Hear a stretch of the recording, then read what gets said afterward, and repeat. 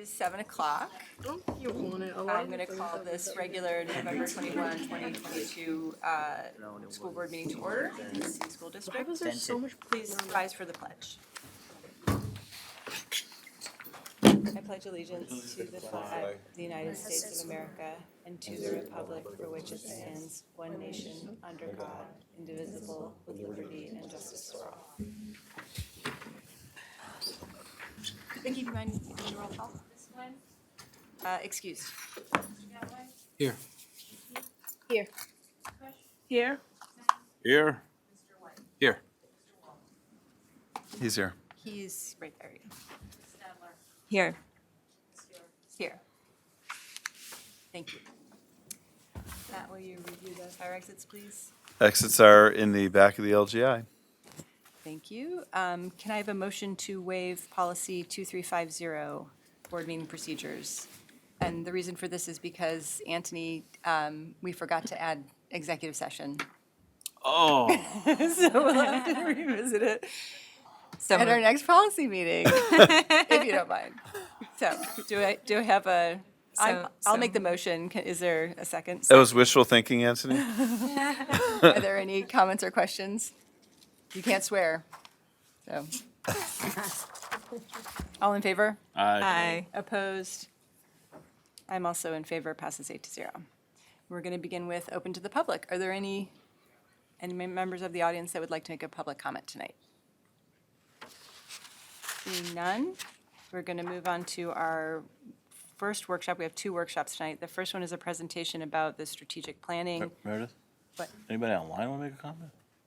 Sorry? Anybody online want to make a comment? I know somebody just turned on their camera. Oh, that's Gabby, who she's the workshop. Oh, okay. Sorry. Yeah. So our first workshop is Gabby. Hi, Gabby, can you hear us? From Ed Elements. She's going to talk about our strategic planning process and Hey, Mayor. where we are. I can hear you all. It's freaking me out that my head is like this. So big.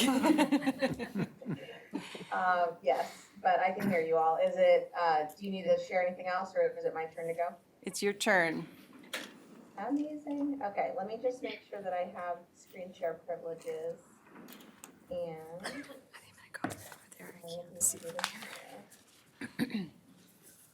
Perfect, okay.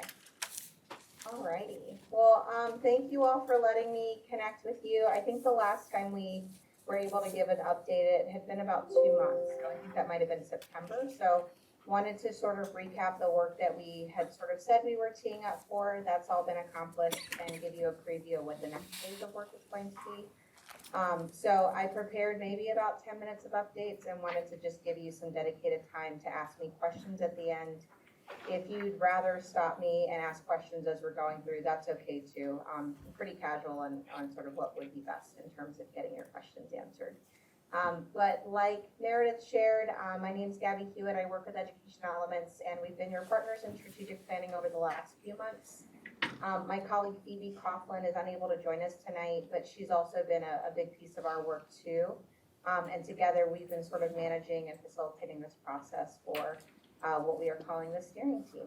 So the presentation that we have, I know Matt has a copy of it in case you all want to see it, after today, but really just 3 goals for the next 10 to 15 minutes or so. Wanted to just provide an update on the strategic planning process. We're in a really exciting time, and it also means we're really winding down to be able to launch a final plan. Wanted to just sort of share what the next phase of work looks like because we are in our 4th and final phase, so want to give you an overview of that piece. And then also just give you some dedicated time to ask any questions as well. Okay. All right, so the next 2 slides hopefully feel familiar, but this is just a quick reminder of how we think about strategic planning, both in the components that we help districts go through and the teams that we sort of assemble to help us move through these different phases. We call this the governance structure. So it just means like how we're gonna actually work together. So just a quick reminder about strategic planning components. I know there's probably a variety of experience on this group. A lot of you might have been a part of a strategic planning process. Some of you, this might be something newer for you. So essentially, lots of districts approach strategic plans in different ways, and our job is to help figure out what is the right fit for you as Beacon.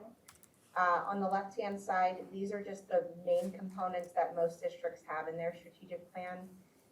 In the middle, it just sort of names what the purpose of including that component is.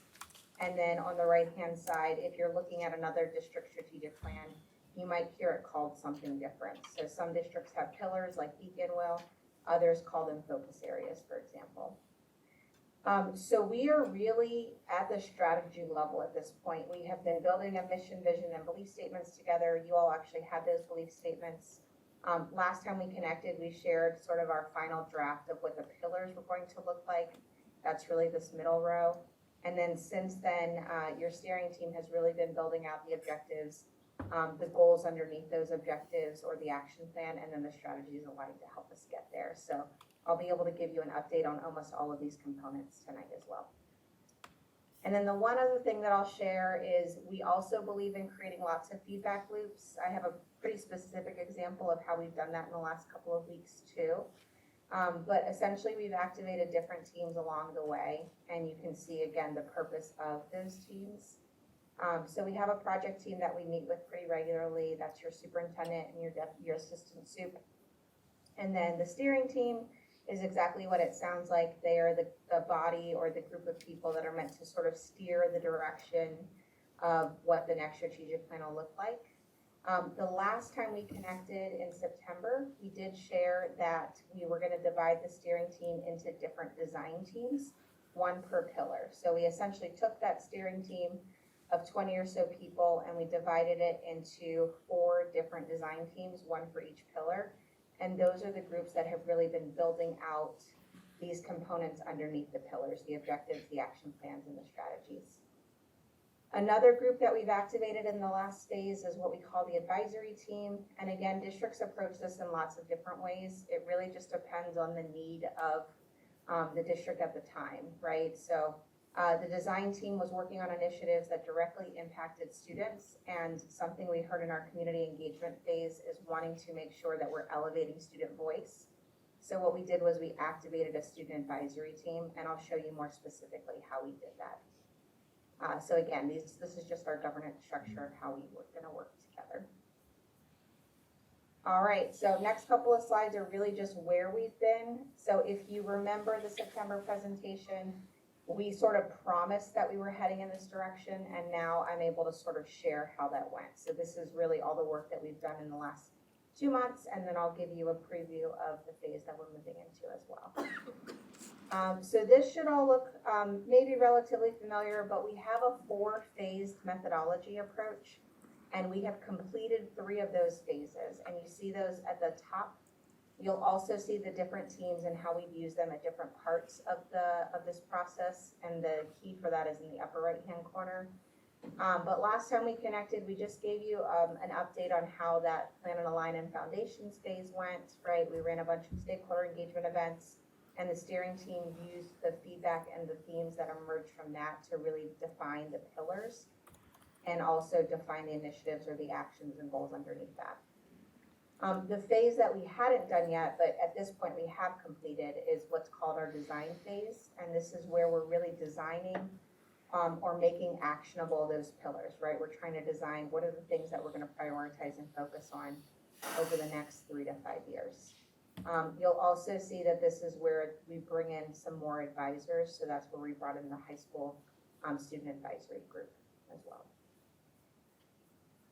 The other thing that we did share is that we had built out the mission, the vision. We had sort of defined the beliefs that already existed a little bit more clearly. And then this is how we defined each of the pillars. So again, all of this is a recap. There is one edit we made to the pillars in the current phase that we're in, and I will show you what that edit looks like. But again, this is a pretty clear picture of the direction that we're headed in as a district. So I'll leave this up for maybe 30 seconds. I know this is just a refresher.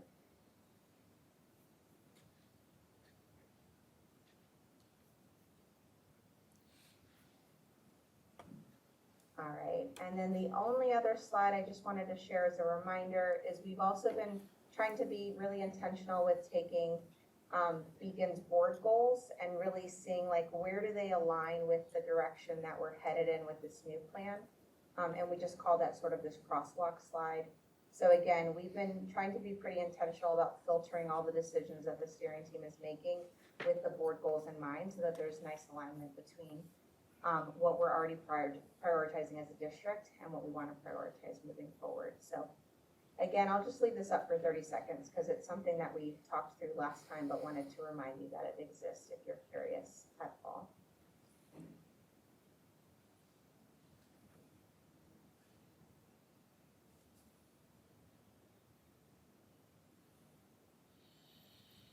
Alrighty.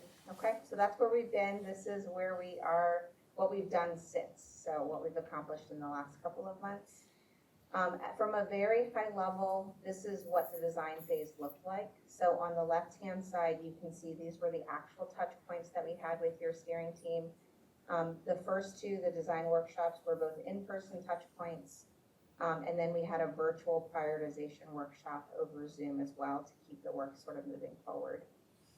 In between each of the design workshops, the design teams, again, that was the steering team divided into the 4 pillar teams. They also met to make sure that they were continuously refining each of the goals under their pillars. So on the right-hand side, I'll call out a few of the outputs that came from this phase. We do have final pillars. Again, there was one tweak we made to the slide that I just showed you, so I'll call that out in just a second. Underneath each pillar, each of your design teams was able to develop a goal or a set of goals for that, and that's also gone through a few iterations. Again, all of this is aligned to the needs that emerged from all the community engagement work we did, the surveys, the focus groups, et cetera. And then we brought in that group of student advisors, so we re-engaged with students to give feedback on the goals.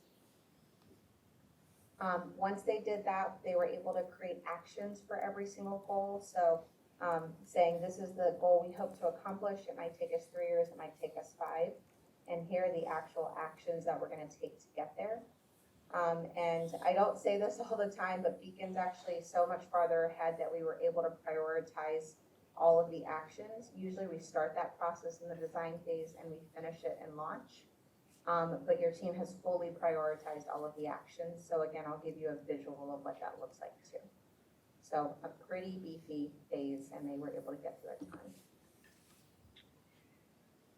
All right, and then just a extension of that is this is really where we're at. We don't have a whole lot of touch points left, but we're currently in the 4th phase of our methodology, what we call launch. So it's launch, but it's also preparing to launch. So we've done the prioritization workshop, and I have the arrow there because I'm gonna show you essentially what came out of that. And then what's coming up after that is more of the communications planning and then actual design consultations to build the collateral. Or another way of saying that is like the one-pagers, the things that you want to post on your website, the things that you want to publicly share to say this is the new direction we're headed. And we are on track to be able to launch the final plan by January 2023, so just a couple months away. All right, so the arrows here, because I want to give you a little bit more insight into what we did during the prioritization workshop. So here we finalized goals under each pillar like I sort of named, and this is an actual visual of what those goals are. If you had seen earlier drafts, sometimes we had 6 goals or we had 5, and we were pretty intentional about eliminating any redundancy and making sure that it was the right dose of a goal, meaning we didn't want it to be something so specific that we could sort of check it off right away and say this is done, that isn't sort of the right measure for what a goal for a strategic plan looks like. But we also didn't want it to feel overly broad, that when we have district teams ready to implement this plan, it felt something that wasn't feasible. So these are the goals underneath each one. I'm going to share the change that we made, and then I will also leave this up for a minute or two so you can read through these. Okay. So one change that we did make is you will notice that Pillar 2 used to be called Unique Opportunities, and as this group built out different goals, what they realized is that pillar name didn't actually encompass everything that was that they were trying to accomplish underneath that pillar. So this is still something that's being workshopped, but the current shift, we're calling this pillar diversity in staff and opportunities. So it is about unique opportunities, but it's also about diverse opportunities, and that includes in the staff that sort of supports Beacon. So that's the big change that was there.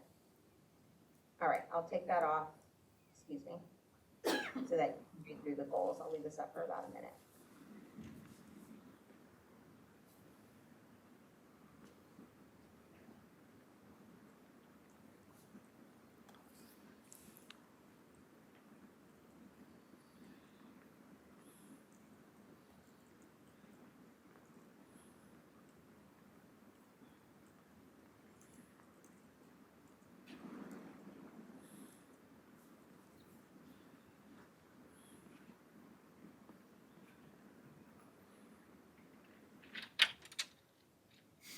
All right, and then I'm gonna add a couple other layers. Like I said, I have some time at the end if you all have questions, but if it's coming up for you now, feel free to jot it down so I can definitely get to it. The other thing that we did is we took it a step further. So if we're breaking it down, we have a pillar, which is like an overall theme that we're hoping to accomplish in the next strategic plan. There's 4 of those.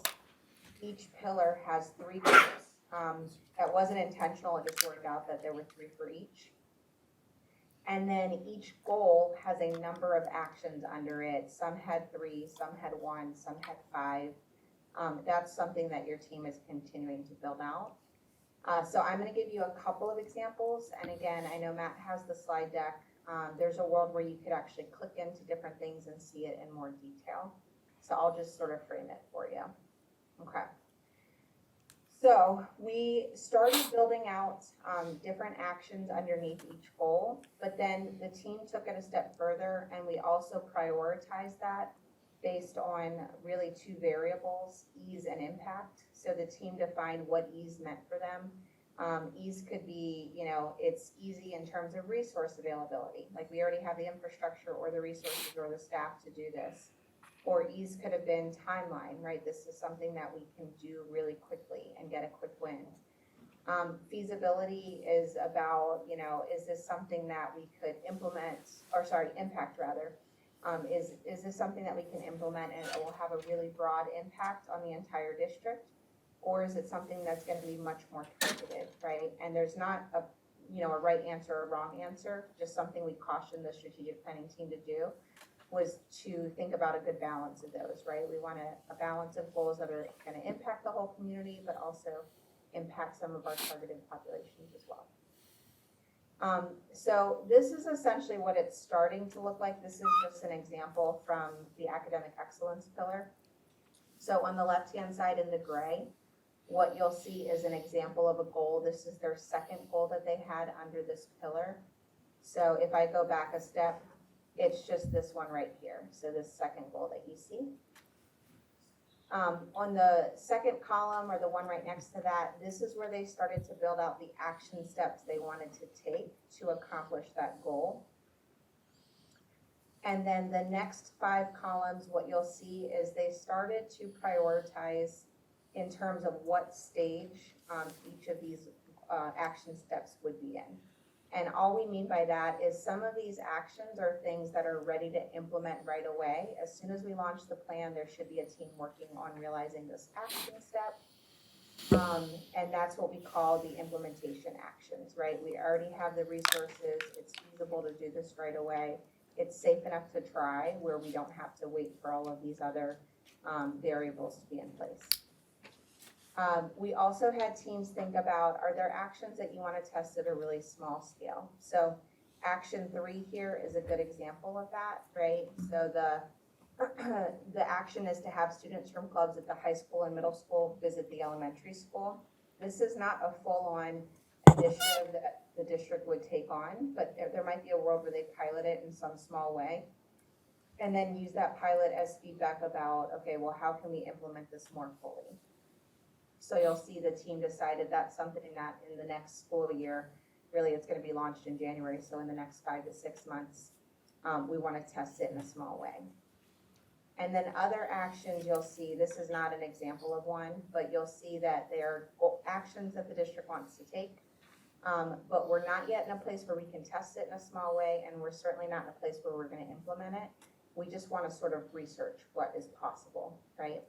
So this next one is a good example of that. You can see this is from the high quality curriculum pillar. There's a world where they might wanna see what a non-traditional schedule looks like, right? And we're not in a place where we're gonna test it in a small way, we're certainly not implementing it, but we might spend the next 4 years researching, like doing some market research and seeing what's out there. How are other high schools using non-traditional bell schedules or master schedules? So that's essentially what the team did when they did the prioritization activity. Okay. I didn't do a good job of predicting how much time I would take. So I'm going to share maybe 2 more minutes of information, and then I certainly want to get to your questions as well. All right, so one other thing that I know I mentioned is bringing in more advisors and creating that feedback loop over and over again. So with students, what we did is we actually brought them in to give us feedback on each of the pillars, but we also decided that there was a goal under each pillar where we really, really wanted their insight on. And again, it just worked out that it was goal 2 across the board for all the pillars. So we ran a high school advisory group where we had them actually help us brainstorm different examples for each of the goals. This is a snapshot of what that session, like the output of that session looked like. We did a virtual whiteboard, essentially just called a Jamboard. And the students were able to really brainstorm some really innovative ideas that would help us answer the need for that goal. And then it's color-coded and bucketed into different groups. It didn't start that way, but after they had brainstormed, we were really able to affinity group and say, okay, this is a strategy or a set of strategies that the students said might be helpful here. So what the design teams did is they did their first round of actions, then they looked at the feedback from the student advisory group, and then they revised their actions based on that. And again, if you were to click into this, document or this deck, if you want to see it after, you could actually physically click on this and see all of the brainstorming that the students did as well. All right, all of that is going to tee us up for this next touch point, which is happening next week. This is where we now have pretty big built out and fully baked pillars and actions and goals. And now we're really working on how do we want to make that sort of community friendly in terms of language. If we say, student-centered learning, there's a world where the community might want more information about what that actually means or what that looks like. And so the communications planning is really figuring out how do we want to message the goals of this plan and what's the right dose of information at those times. So that's what we're moving into. For the rest of this phase, these are the steps on the left-hand side that are going to take place with the goals on the right-hand side. So again, I'll leave that up for a few seconds to let you read through it.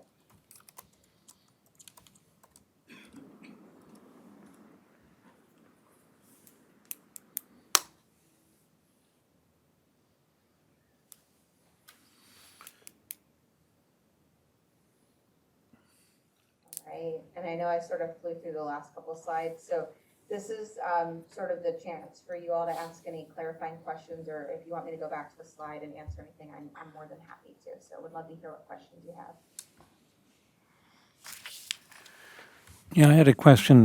By the way, I think it's good that we're seeing some more concrete results here. There's been a lot of process in the early going on this enterprise, and it's starting to get more concrete, particularly in terms of student involvement and so on. So back at the screen where you have the check boxes, quite a few back there, I noticed the one about fiscal, and I just had a thought because of something else that's on tonight's agenda. Sometimes that equity question comes down to a money question. It might have fiscal implications. I'm not sure how you do your crosswalk checking. You might want to explain a little bit about that, but if you look at equitable education, I'm wondering if there shouldn't be a check mark in that box under fiscal. as we may indeed see in a discussion we're about to have later after this one. Yeah, that's a great point too. And that this isn't a perfect science. You all probably have more insight into how the board goals actually live in reality. Instead of, what we did was we looked at the description. And I should name, I'm glad you raised this because we did this crosswalk before the actions were built out. So before we got to, really actually, if I take it a step back, before these goals were built out. So I think to your point, if we did it a second time, we would probably say, oh, high quality curriculum does include components of this piece. So there really should be some overlap there too. So it's a good reminder for us to maybe go back and after every phase revise this crosswalk. Yeah, I think the crosswalk is moving forward less Gabby's role and more ours. So we'll continue to refine that. I think you could probably make an argument that fiscal and communication, you could probably check every single box for those two because they, they're kind of the foundation of everything we do. So, but Gabby, that's something that we'll work on ongoing, I think. Yep. And to our end, what we could do is make sure that it's really clear what these pillars mean. That way you all have the information you need to do that too. Cool. Other questions that you all have?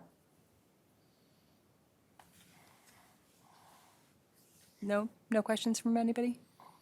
No, I mean, thank you. I'm still digesting the information. I mean, I do like what some of the goals came out to. I'll point out specifically the diversity of our teacher applicant pool. So, thank you. Thank you so much, Gabby. I can say that it has been a pleasure working with you, and I feel like we've made a lot of progress. And I don't know if it's just thinking these things, but many of the things are already happening, at least from the group I was in. We've had a newspaper club advisor on almost every agenda for the last 3 agendas. These things are moving quickly, and I think there's been a lot of enthusiasm from the people in the group to work with you on the project. So thank you. I think it's just from my perspective, it's been really inspiring to see 3 different things throughout kind of grow over the last few months. But one is certainly equity across everything we do, really rethinking some of the things we do through that lens. Another, student voice and student leadership. So that's been a nice through line. And then the last is just being more innovative with everything we do. So we're really excited for the second half of this school year to be getting more concrete than we are right now with this, and to also really look at how it impacts our budget proposals for next year and all of our planning. So we're really excited to move forward with it too. Yeah, thanks, Matt. And I might add, I know I just took this off, but that is one of the biggest value adds that we've heard from other district partners about sort of this step, is it does help you set your budget or your goals for a particular year. Even though we have all of these goals that we want to accomplish, we don't need to prioritize all of them in this fiscal year, or we can wait until next. So our hope is that this becomes something that you can use to make decisions to set those budgets and goals. Gabby, I have one more question for you. In terms of, one of the things we talked about a lot at the beginning was the ability to pivot once we got going with this. What is our relationship with Ed Elements after we get this communication out? When do we check in with you again? What does that look like? Yeah, so in terms of a formal partnership, what we would do is we have, so those virtual design sessions, and again, I'll go back to sharing my screen.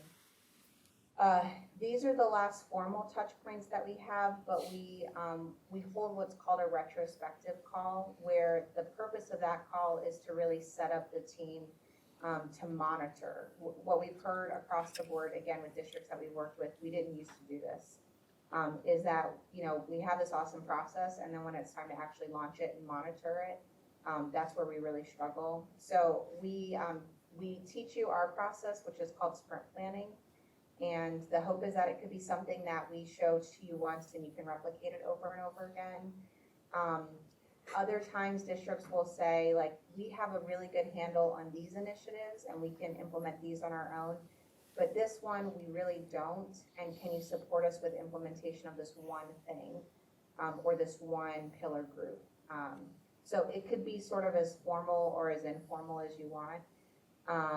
But our hope would be we could actually share what that monitoring plan would be at the end of January or early February once the plan's been launched. And if there's a world where we want to continue a formal partnership, there's like 3 main ways that we do that, so I could share that too. Awesome. Thank you. So in the communication planning, there was, towards the end of November, I guess, that's when you'll have the other two, the graphics of what fiscal years the other 2 pillars are going to be, you're gonna have actions for? So we actually have them now. I just for timing, I only showed you 2 different examples, Okay. but we do have all of them ready to go. But what I would say is this level of information is too much to communicate out. It's something that I think a lot of districts choose to have live on the website, but it's not like a formal 1-pager about the plan. So there would be public access to it. It just wouldn't be something that would be on the actual collateral piece. But let me show you if I can pull it up. And Matt, or Meredith, tell me if I'm way over time here because I don't need to pull this up right now. But the short answer is we do have this for all of the pillars and all of the goals. Okay. Great. Thank you. Yeah. Anybody else? Thanks, have Gabby. anything? Thanks a lot, Gabby. All right. Have a good one. You too. Thank you. Let me take half an hour again. It's fine. It was good to hear about it. So our next workshop is going to be talking about the Dutchess Community College's recent decision to charge tuition for our dual enrollment classes. And I think you're going to Right. I'll just share some introductory remarks about this change, and then we can ask questions or have a discussion about it. I'll just start with some background. There is a long-standing history, and by long-standing I mean decades long, of students both at Beacon High School and across Dutchess County public schools, of students being able to take concurrent or dual enrollment classes with Dutchess Community College. And for as long as the program has been happening, and I think it's around 20 years, that students have not been charged for the college credits that they earn, charged monetarily, charged. So currently, Beacon High School offers the following classes: pre-calculus, calculus, psychology, econ is a 1-semester class, government is a 1-semester class, Spanish, statistics, and English. So our students can take those classes, have been able to take those classes free of charge and earn college credit in those. It's very well established here in Beacon, and just doing the quick math, we have about 330 seats in all of those classes.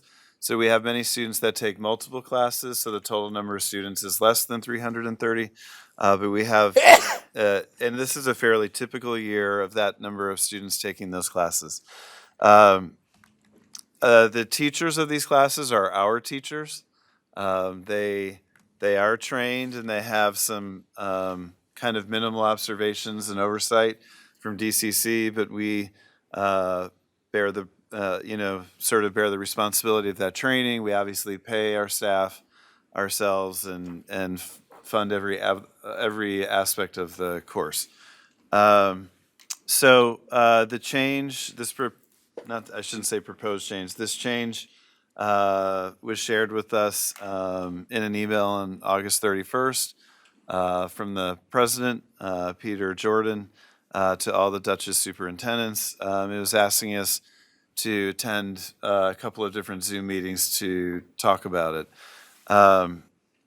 that email, if we look back at our calendar, the start of school, I think, was literally the next day for us. And so I'm not sure we all grabbed that email the second it came into our inbox. But we pretty quickly, as a county of districts, saw that this would have a pretty significant impact. The change that was being shared with us was that students would now, moving forward, be charged a 1/3 tuition rate for taking these classes. So right now, it's $64 per credit. All of these classes are 3 credits that we offer. So roughly, the charge per class per semester would be about $200, but that is subject to go up every year based on what SUNY charges.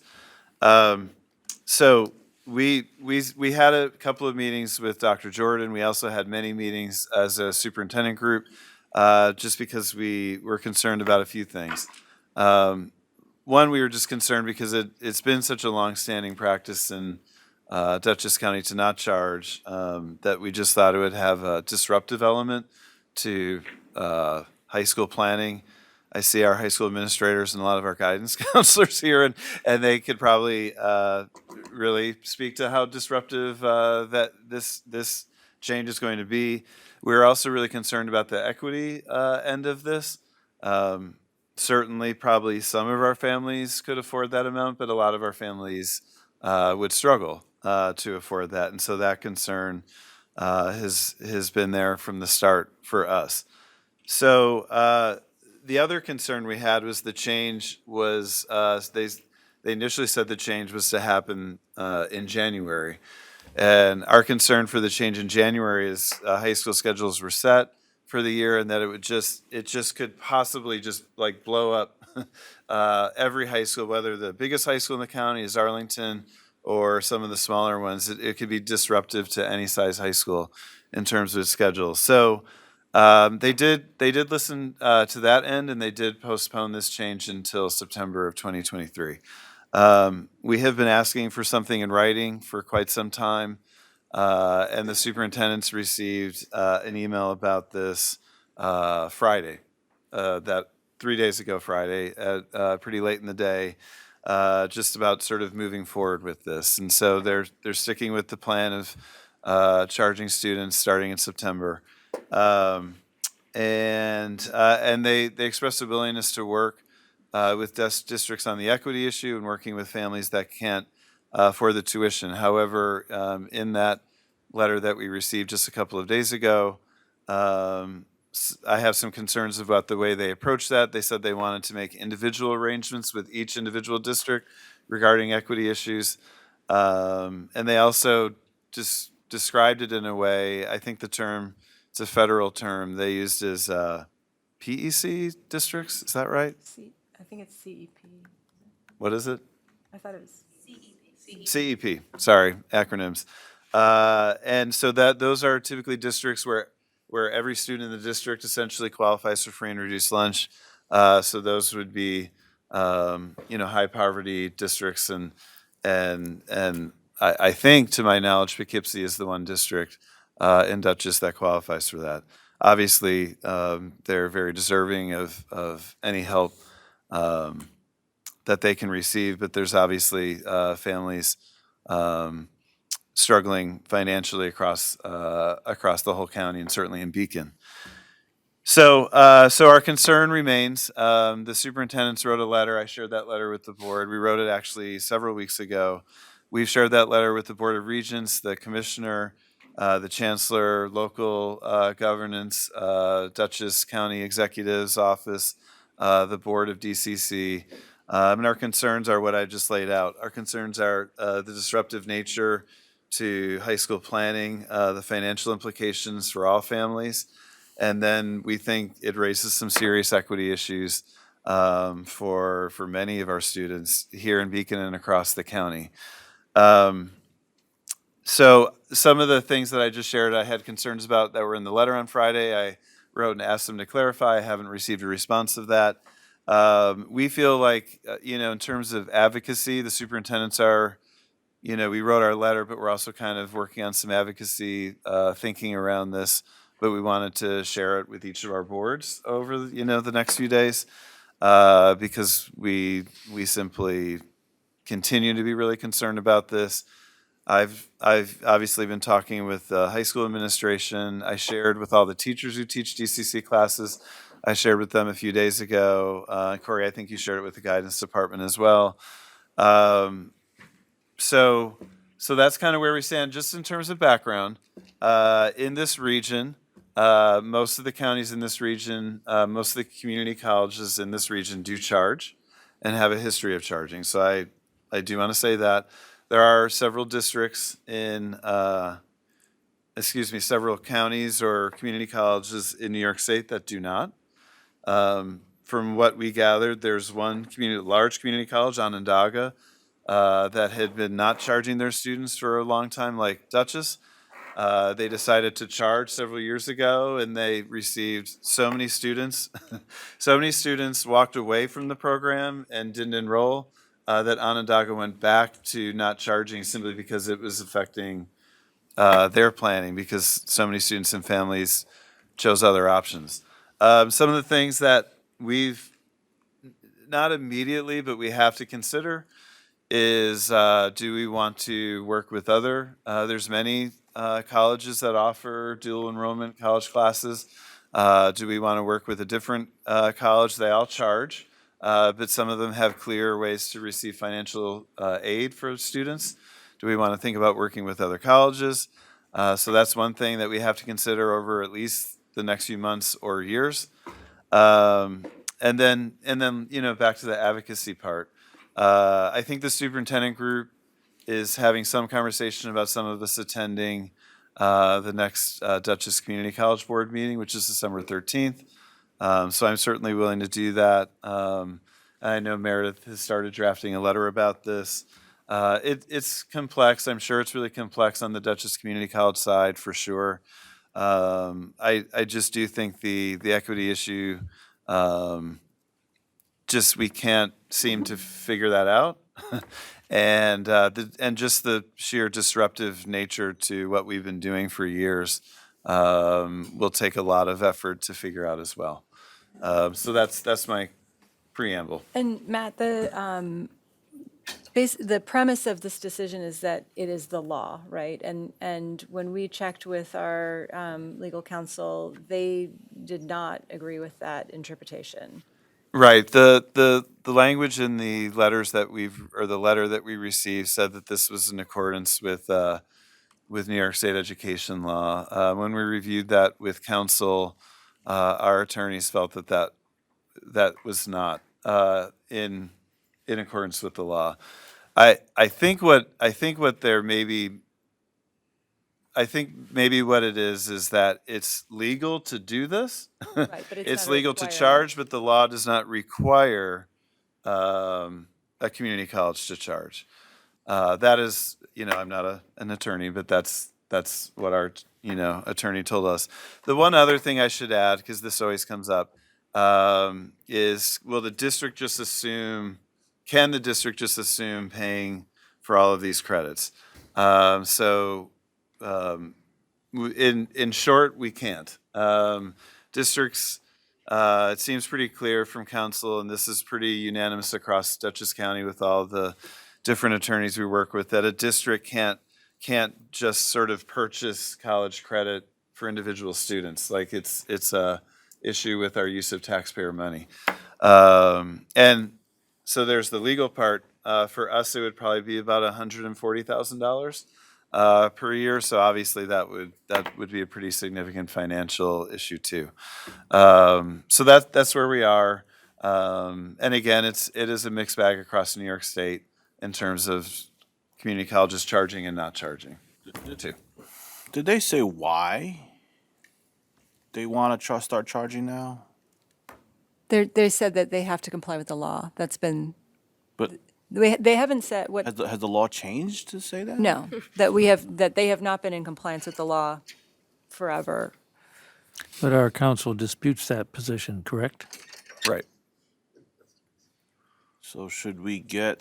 Just to interrupt, the commissioner, we get regular updates from New York State Education and the commissioner. And in 2019, they wrote a very, very clear sort of guidance document about access and opportunity. I think I sent you all a link to that, and it's on the State Ed website. And part of that is strongly encouraging community colleges to not charge for these concurrent enrollment classes. And if they have to charge, as small of tuition as they can. I think the highest you can go if you charge is 1/3 of the tuition. So I think they've put it right up to like the maximum amount of the charge. I'm sorry to interrupt you. It seems like State Ed communicates really clearly that they want more access and opportunity. However, this just seems to be going in a different direction. I also think I know some of the communities in our region or counties in our region have really large private foundations that I've been learning that they rely on to pay the tuition for some of the students. I think Westchester has some pretty large, I don't want to call them endowments because that's not quite the right thing, but like foundations that get involved with paying for students. We don't really have something like that here. I'm sorry for the interruption. That's all right. So I just have a couple questions as to if they go forth with this and they want to charge, what is our plan B, right? Are we looking at like a Marist, a St. Rose, other community colleges?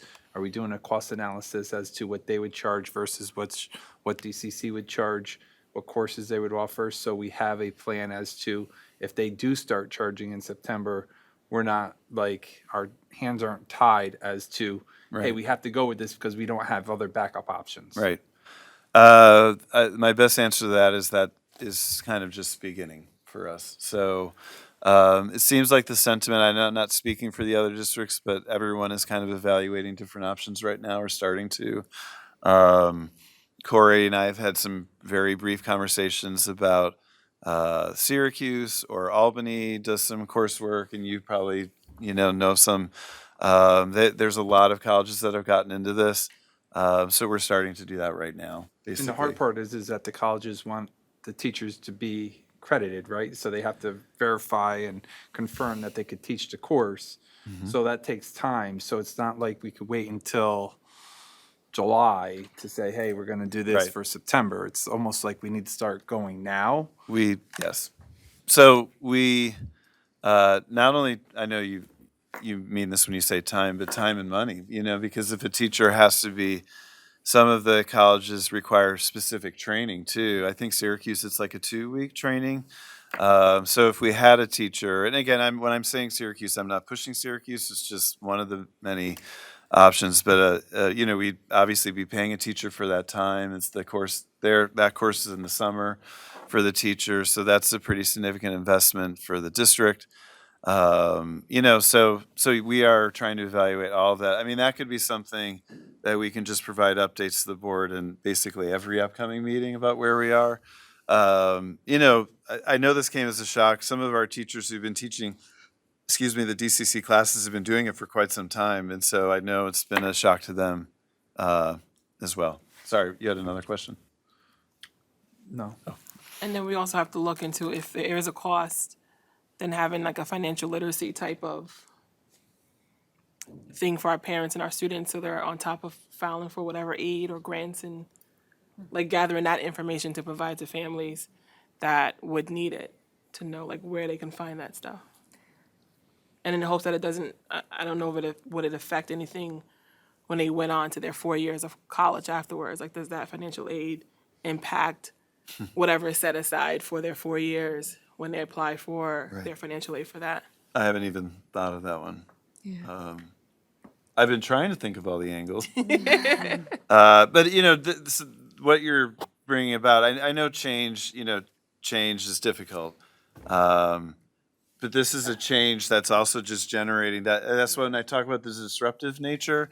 It's like us looking at different universities or different options. It's something that we'd have to budget for.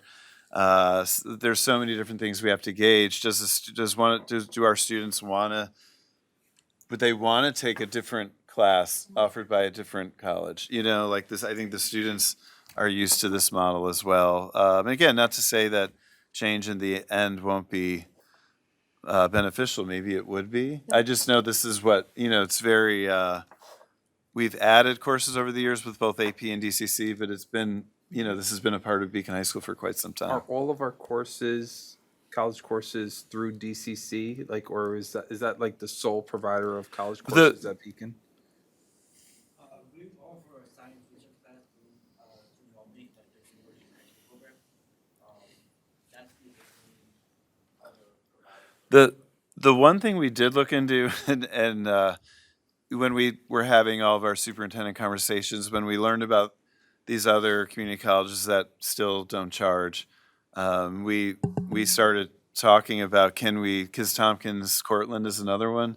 We were like, can we just take the course through Tompkins Cortland or Onondaga? And that is not allowed. Like you have to, if you're doing the community college route, you have to do it in the county that you're in. SUNY Albany is not a community college, so they're able to reach more widely than a community college. But we might, if they're going to start charging, we might want to diversify our college offerings by the private colleges that do it, like St. Rose, Syracuse, other colleges. So then we're not tied to just a sole source. Right. For Is so essentially the only option in terms of getting this policy changed is to convince the DCC board that it's not the right decision, right? I mean, that's the. Yeah, I mean, the language he used in his letter was that they adopted this change through their budget adoption for 2023. So I don't know if there was a specific policy change or so. It doesn't seem like it. But they were already willing to postpone it when, there's a couple of contradictory things here. One is that they're saying that, but they did already change the date. Also, they're saying that they are complying with the law, but they're willing to negotiate with individual districts, which if it's the law, then I would think there would be no room for negotiation there. Right. Yeah, I'm just trying to get a sense of how viable it is, like how set in stone this feels. I have no idea about. Right. I do not know. I mean, they're, acting like it is set in stone. But I don't know. The low enrollment and looking at their budget and looking at their numbers and looking at their admission visits and all of that they do, and to know how many students are coming in, probably had something to do with saying that if we look at these schools that we don't charge and we start to charge them, where in our budget, like, can this money go? Rather it's to pay a professor to get an adjunct to whatever. It seems like it's more of a money thing and looking Exactly. at the whole picture. Yeah. There's been a And lot their in the enrollment. news about Yes, 'cause community enrollment colleges is especially being very low. suffering from, Their enrollment's in decline across the state for community colleges. So if you were running a community college, you'd be looking at your budget and figuring out what kind of plugs can I find for the holes. And I think we're one of the plugs. Right. Well, but although this does threaten to backfire on them, I think. Exactly. I mean, that's why I was talking about if we get partners with other colleges, right? Then it's going to take away some of that enrollment. I mean, there's no real cost to the college Right. for us teaching the course Yeah. and so forth. We're not using any of their, resources for it, right? They're Right. just giving us the seal of approval that it's a DCC course. But if we start to diversify, which they accept their courses, right? So kids are more apt to go to DCC if they have some credits from DCC. So like if you offer other universities, then there's a transfer and stuff. And I don't know if I'm saying that correctly or not, but there's a transfer process that they have to go through. Will a college take it or not take it and so forth? Right, so if you're trying to create a revenue stream and then you lose those students who shouldn't have been a revenue stream to begin It's with, not the plan questioning doesn't anything. work. Yeah. Right. Yeah. Well, in terms of how to move forward, I think that preparing to do something different on, from the high school is important. Just researching what our options are and what the cost will be. From, an advocacy point of view, I definitely would like to go to the December 13th meeting. If anyone else wants to join me, we can carpool. We have this letter that's sort of it still needs a little bit of work. And I put it under new business because I felt that we needed to vote on it, but we could talk about it now as long as we're talking about this, or we can take a break from this and talk about it under new business. It's up to you guys. But I think it needs to go to, the president of the college, the trustees, our legislators, our assemblymen, state senator, all of those people. And then maybe, maybe there's follow-up asking for meetings just to see what people say. I think, it's confusing to me that they're, that they're saying that this is the law, but then I looked through all of the SUNY regulations, I couldn't find anything that said it. Is it the law in the sense that they have the right to charge? That's Is that what, what they mean yes. by, Well, Yeah, I mean, Well, it's, they're they're saying not that writing they- it like that, but yes. Yeah, that's- they're claiming they're not in compliance, which is saying that the law says you have to do it, and so I don't, but I get it. If that, they're looking for the revenue stream, they are, and all of a sudden there's a real cost to this for us, and we have to make sure it's the right thing to do. We also did let our foundation know that this is going on, and I don't know how much they could help in the near future if we needed to, but I'm sure that they would be willing to try. I think if to Flora's question, I'm not sure if this changes anything or not. But if the board does write a letter, I think there's a lot of interest in this across the district and in the community. So I think it'd be good for us to then, send the letter out to the community, just notifying them of this. And because as I've started to talk about this with staff and just kind of parents and whatnot, like people are sort of shocked by this. Just being a relative newcomer to Dutchess County, one of the first things you kind of hear when you come in is people raving about this program. It's one of my early memories of being here is like people just saying, "Oh, this is so great that this happens." I mean, I think there's various things we're open to. I'm not saying this goes in a letter, but a further delay. Corey and I were speaking just today, and we were talking about how another year delay would allow us to really do what Anthony's talking about, and get teachers trained in other colleges, and just really, and also just sort of plan in a real way for diversifying what we offer. Another thing is just a simple way for families that cannot afford it to just a simple waiver of the fee. I don't think it could be that hard. I could be wrong, but it seems like a simple, like a waiver a family signs if they qualify for free and reduced lunch, and that they do not then have to pay. To me, that seems easy. I know nothing is ever simple, but those are some things that I think we'd be kind of willing to, not that we're negotiating because it appears that we're not, but we'd love to keep talking with them about stuff like that. That's a good negotiation. They can waive application fee by just attending an open house. So in a sense, why can you waive? You've been not charging all this time, but waive it for families who have, the free and reduced meals or whatever. I think that's something we can throw in there. The school boards, Dutchess County School Boards Association, have they been talking about it? Well, our meeting, I know our it's meeting's coming up, so soon. we'll see. But maybe having the county, right, the school boards county write a letter, and Yeah. then We have historically had trouble getting all the districts to sign on to a letter. And if all the districts don't sign on, then we won't release it as an association.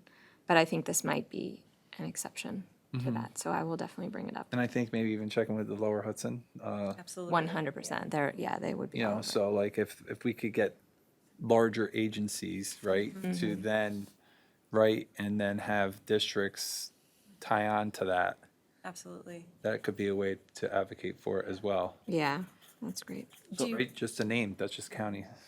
Absolutely. I mean, the more people that they're hearing from it, and I did call Yvette Valdez-Smith and Nick Page and kind of let them know we were very concerned about this. And we'll send them this letter after. But do you guys want to talk about the letter now, or do you want to talk about it under new business? I wasn't sure. Yeah, I mean, I wasn't gonna make a comment about the letter itself. I'm a fan of a multi-pronged approach. I mean, can our legal counsel send their legal counsel an advisement? You know, sometimes that may help. You know, not that, you know, because if we say it, I mean, there's like, well, you're not, guys not lawyers, right? So, the other thing is like, I know you mentioned that you can't really go to another community college, but there's one community college that's not geographically located. That's SUNY FIT, and I don't. They're in a very not want to say weird space, but they're in a very different space, and I'm not sure if they're reachable, but they are considered a SUNY college and a community college. Okay. It's something when the community college system started, they put in for it, and not all the stuff was set up that way. So, and they continue to exist that way. I mean, I think that it'll be really interesting to hear what all of the, through the Dutchess County School Boards Association, if all the districts are united together, then maybe there is some sort of, you know, other collaborative work we can do in terms of like a legal document sent to the college. Yeah. So I know. That's next week, It is, and because one of the members of the association is also the chair of LHEC, Yeah. it's sort of two birds with one stone, so. So I remember when Assemblyman Scartatos was alive. I mean, this community college thing was something that they had delved into. I'm not sure why they would delve into, but they're the ones that pointed out the SUNY FIT thing to me one point. And Steve Gold was his chief of staff. He may remember some things about that time, okay. or it would just be the new assemblyman just researching it again. Yeah, But I mean, I could talk to Steve Gold if you want. sure. yeah. Okay. I mean, I think talking to as many people as possible just to spread awareness of it is important. so. Yeah.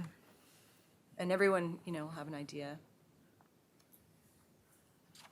Are there any other comments about it? Do you guys want to talk about the letter now? You want to wait till new business on it?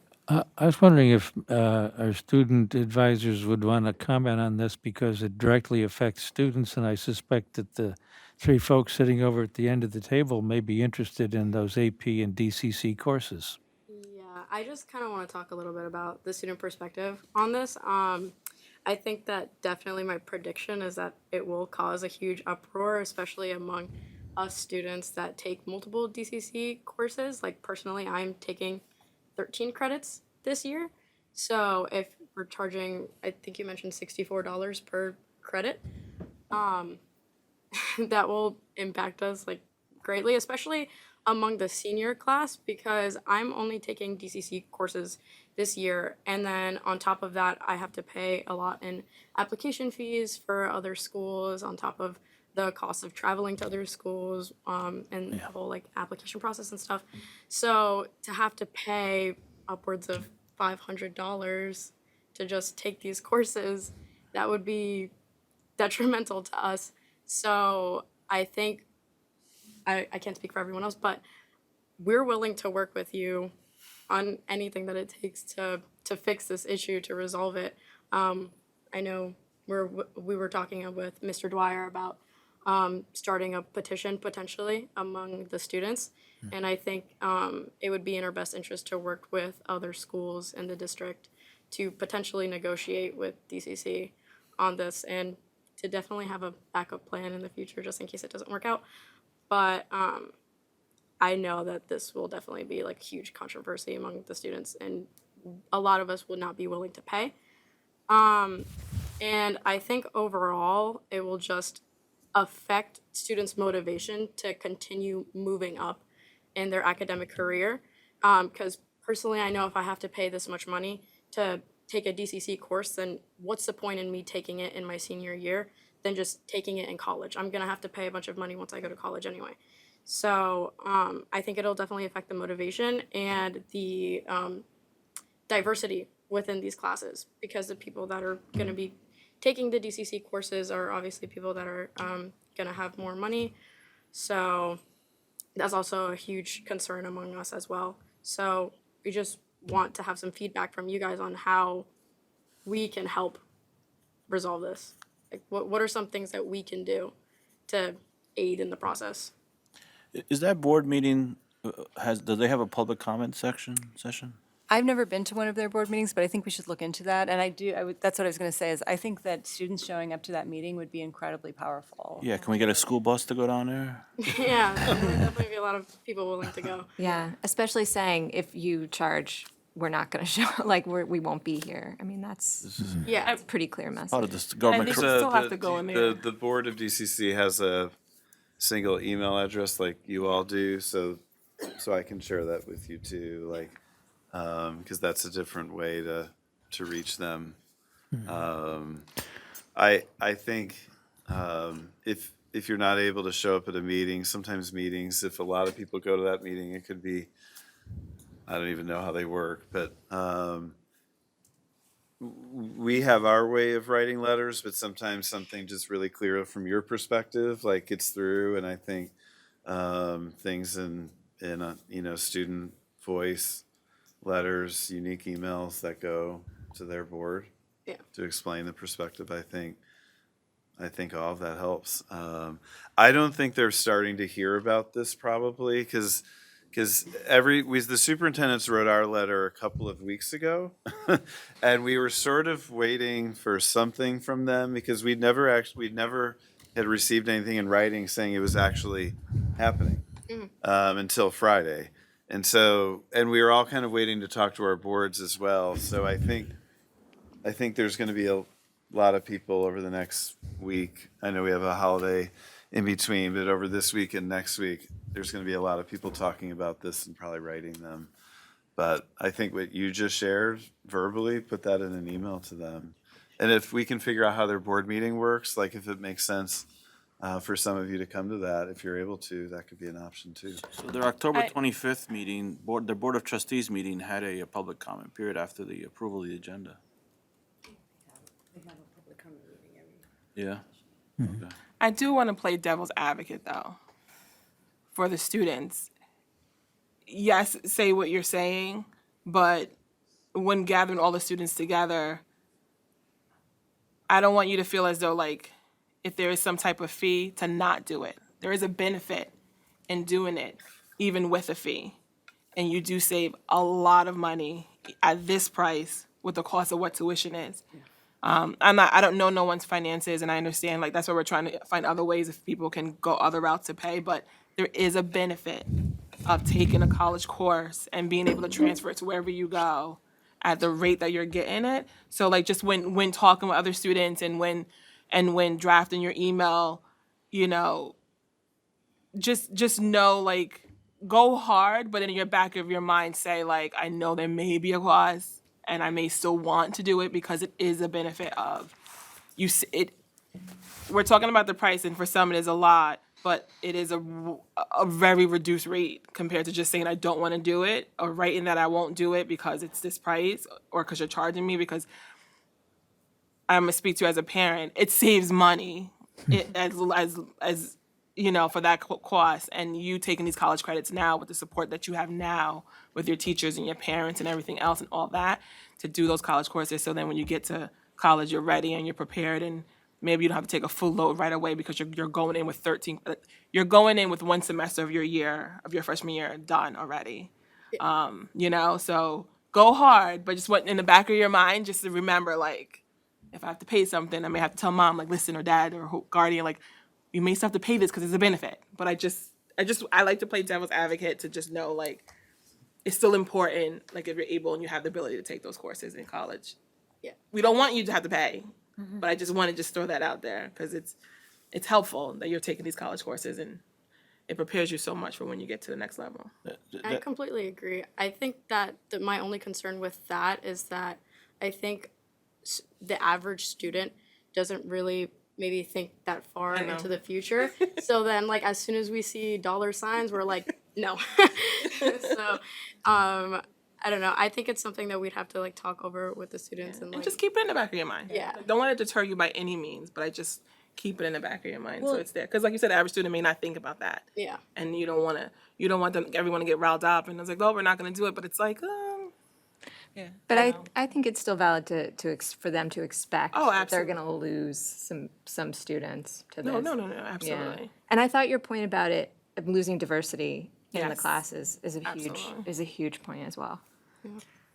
So, Lena, those are very good points. I mean, that's definitely, as a parent, is pain for at least one of my kids so far. But I finished the other one. But the thing is, though, is that the other component about that is the Excelsior Scholarship Program, right? Which allows the kids to go for free.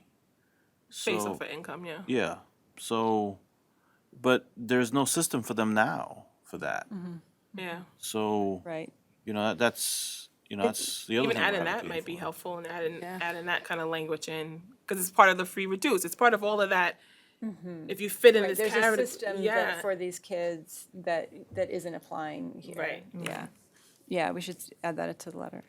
Okay, well, I feel like we have a little bit of a roadmap. Did you, Harsh, Demi, did you have anything I you think wanted just to to add? like add on, if we are to present at DCC one of their meetings, if it's in our best interest to communicate with other school advisors, not just Beacon High School, but other schools from our county, I think that'd be more effective as to just one school saying that it's a bad idea.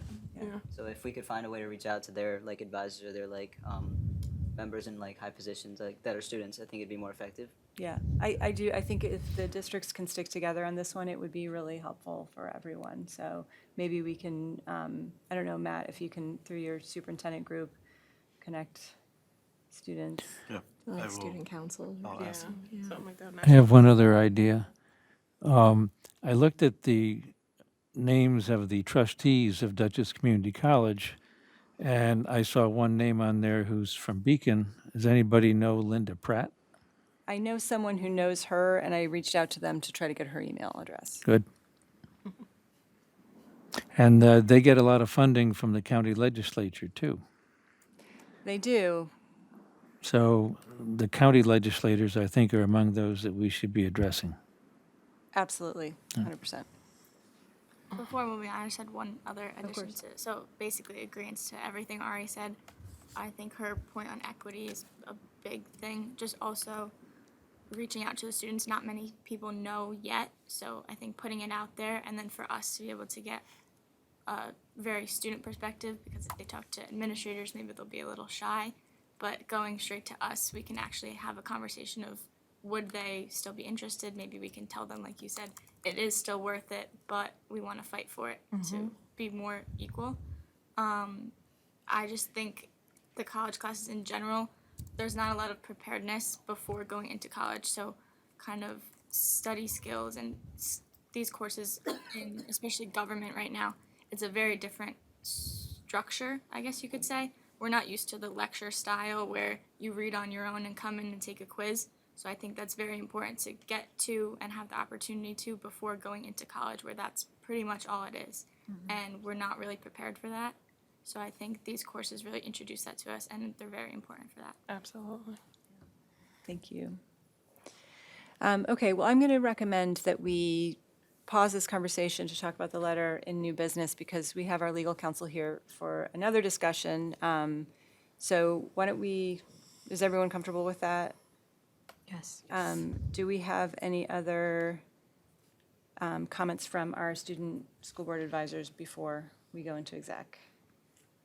Did you guys have anything You else? had mentioned the date before of the meeting that you said would be great for students to show up to. What was the date again? December 13th. December 13th, it's Tuesday. I wrote the 14th, but it's the 13th. Day after your city beacon presentation. Yes, the big civic week. Okay, great, thank you. So can I have a motion to adjourn to executive session to review the employment history of a particular individual, and the board will return in about 15 minutes. So moved, but I wanted to ask, are we planning to sit with our council also at this meeting, or? Our council is going to talk to us in public. Okay, but I'd like to amend the motion to include our council, who was present tonight, to be To come into- participating in the executive session, Okay, in addition to the other one. okay. Yeah. So in terms of the amendment, do we have any comments or questions? Talk about what topic, though? You gotta. Well, just, I don't think we have to say what topic when it comes to consulting with counsel. We do, we do not. No? It won't be about baseball, but, Okay. Not anymore. So all in favor of the amendment? aye. Aye. Opposed? I'm also in favor, so that passes 8-0. All in favor of the motion to adjourn? So moved. Aye. I'm also in favor. Anyone opposed? Passes 8-0. Okay, so we'll be back, I guess, in about maybe 20 minutes. Thank you. Since we've already waived the order of the agenda, I'm going to change it a little bit more so that we don't have to pay our legal counsel to stay here through our board comments. So I am going to move on to new business. And we're going to talk about this proposed pilot from the Mirabeau Inn and Spa. Can I make a motion to add one more item to new business? I mean, I'll wait till later. Can we Yeah, get we through can this wait first? Okay, thank you. Let's see how late it is, whether or not I second your motion. It's important. Let's see. So, welcome, Dan Pettigrew. Thank you for coming. I think I'd first like you to just explain why we're having this conversation in public, and you can just give a little bit of background about the different pilots and what the request is. Sure, I can do that. So it's my understanding that Mirabeau which is currently having is before the city planning board and repurposing Craig House property, which they acquired back in February, that they have in the process of considering applying to the Dutchess County IDA for financial assistance, seeking what's called a deviation payment in lieu of tax agreement as part of their application process. They have submitted documents to the superintendent, which I believe the board now has copies of, which, although the application has not yet been filed, this process is, at least in our opinion, one that can be discussed here because one of the things that Mirabeau is asking the Board of Education for is a letter of support of its application to the Dutchess County IDA. So it's really something that you will have to consider and think about. Basically, for the uninitiated, Dutchess County IDA provides developers with a series of numbers of tax breaks. That's kind of their financial assistance in order they solicit their involvement in a project which would grant the property that they develop a full 100% tax exemption. And typically when project developers are going through the IDA route, there's, at least in Dutchess County, there's a basic pilot and what's called a deviation pilot. The basic pilot is typically modeled after the real property tax law section 485B exemption, which is a partial exemption over a 10-year period of time. It exempts the increase in assessed valuation on commercial property that's due to the improvement. It exempts it initially at 50% level, and then that gets phased out over a 10-year period by 5% until the property is fully taxable. The IDA's model is slightly different, but it's the same 10-year period, and typically it ends up in the same kind of tax benefit to the developer. It's our understanding that Mirabeau is seeking a deviation pilot, which is an enhanced benefit under the IDA. And as part of that process, they are asking the affected taxing jurisdictions, of which you are one, for a letter of support, because under the Dutchess County IDA's uniform tax exemption policy, there is one of the considerations that the IDA looks at is is there support from any affected taxing jurisdiction? So that's kind of what they're looking for before they submit their application to the IDA. And to write a letter of support, you are, as stewards of the public fisc, you would be making kind of a commitment that this property might not be, you might not realize the full tax benefit if this property, for example, was on the tax roll. So that's kind of what you're going to need to think about, whether or not you're going to support this project or not. And just to be clear, when someone is given a pilot, their taxes are taken out of the levy pot, right? So the levy remains the same. Their taxes are pulled out, and so everyone else that's left in the pot pays the levy that's left there. Right. So if the property is tax exempt, you're not gonna be realizing any specific tax revenue from it. What you will be getting is a contractual payment for a period of years, much like you would get a grant from the federal government or from the state government. That money, when you're thinking in terms of your budget is X. A portion of X is going to be funded from IDA payments in lieu of taxes or state grants or federal grants. The rest will be the levy that's on all other taxpayers, but that levy will not fall on property that is benefited by the IDA's financial assistance. Can I ask a question? Yeah. So Anne Marie, currently, what amount of taxes do we receive from the Craig House property now? We receive $54,000 currently, and they're assessed at $3 million. And so they're asking for a 15-year pilot deviation, correct? And then they adjusted the assessed value to, what, 25 million, I believe? Their anticipated, was that my question, or was it Anne Marie? I'm sorry. Oh, it's okay, Dan, go ahead. Either or, you guys could tag team it. Okay, we'll tag Tag team. team. I'll answer this one, Anne Marie, okay? Okay, so it is anticipated, this is all guesstimate, but the assumption built into the deviation is that the assessment of this property ultimately will be $25 million.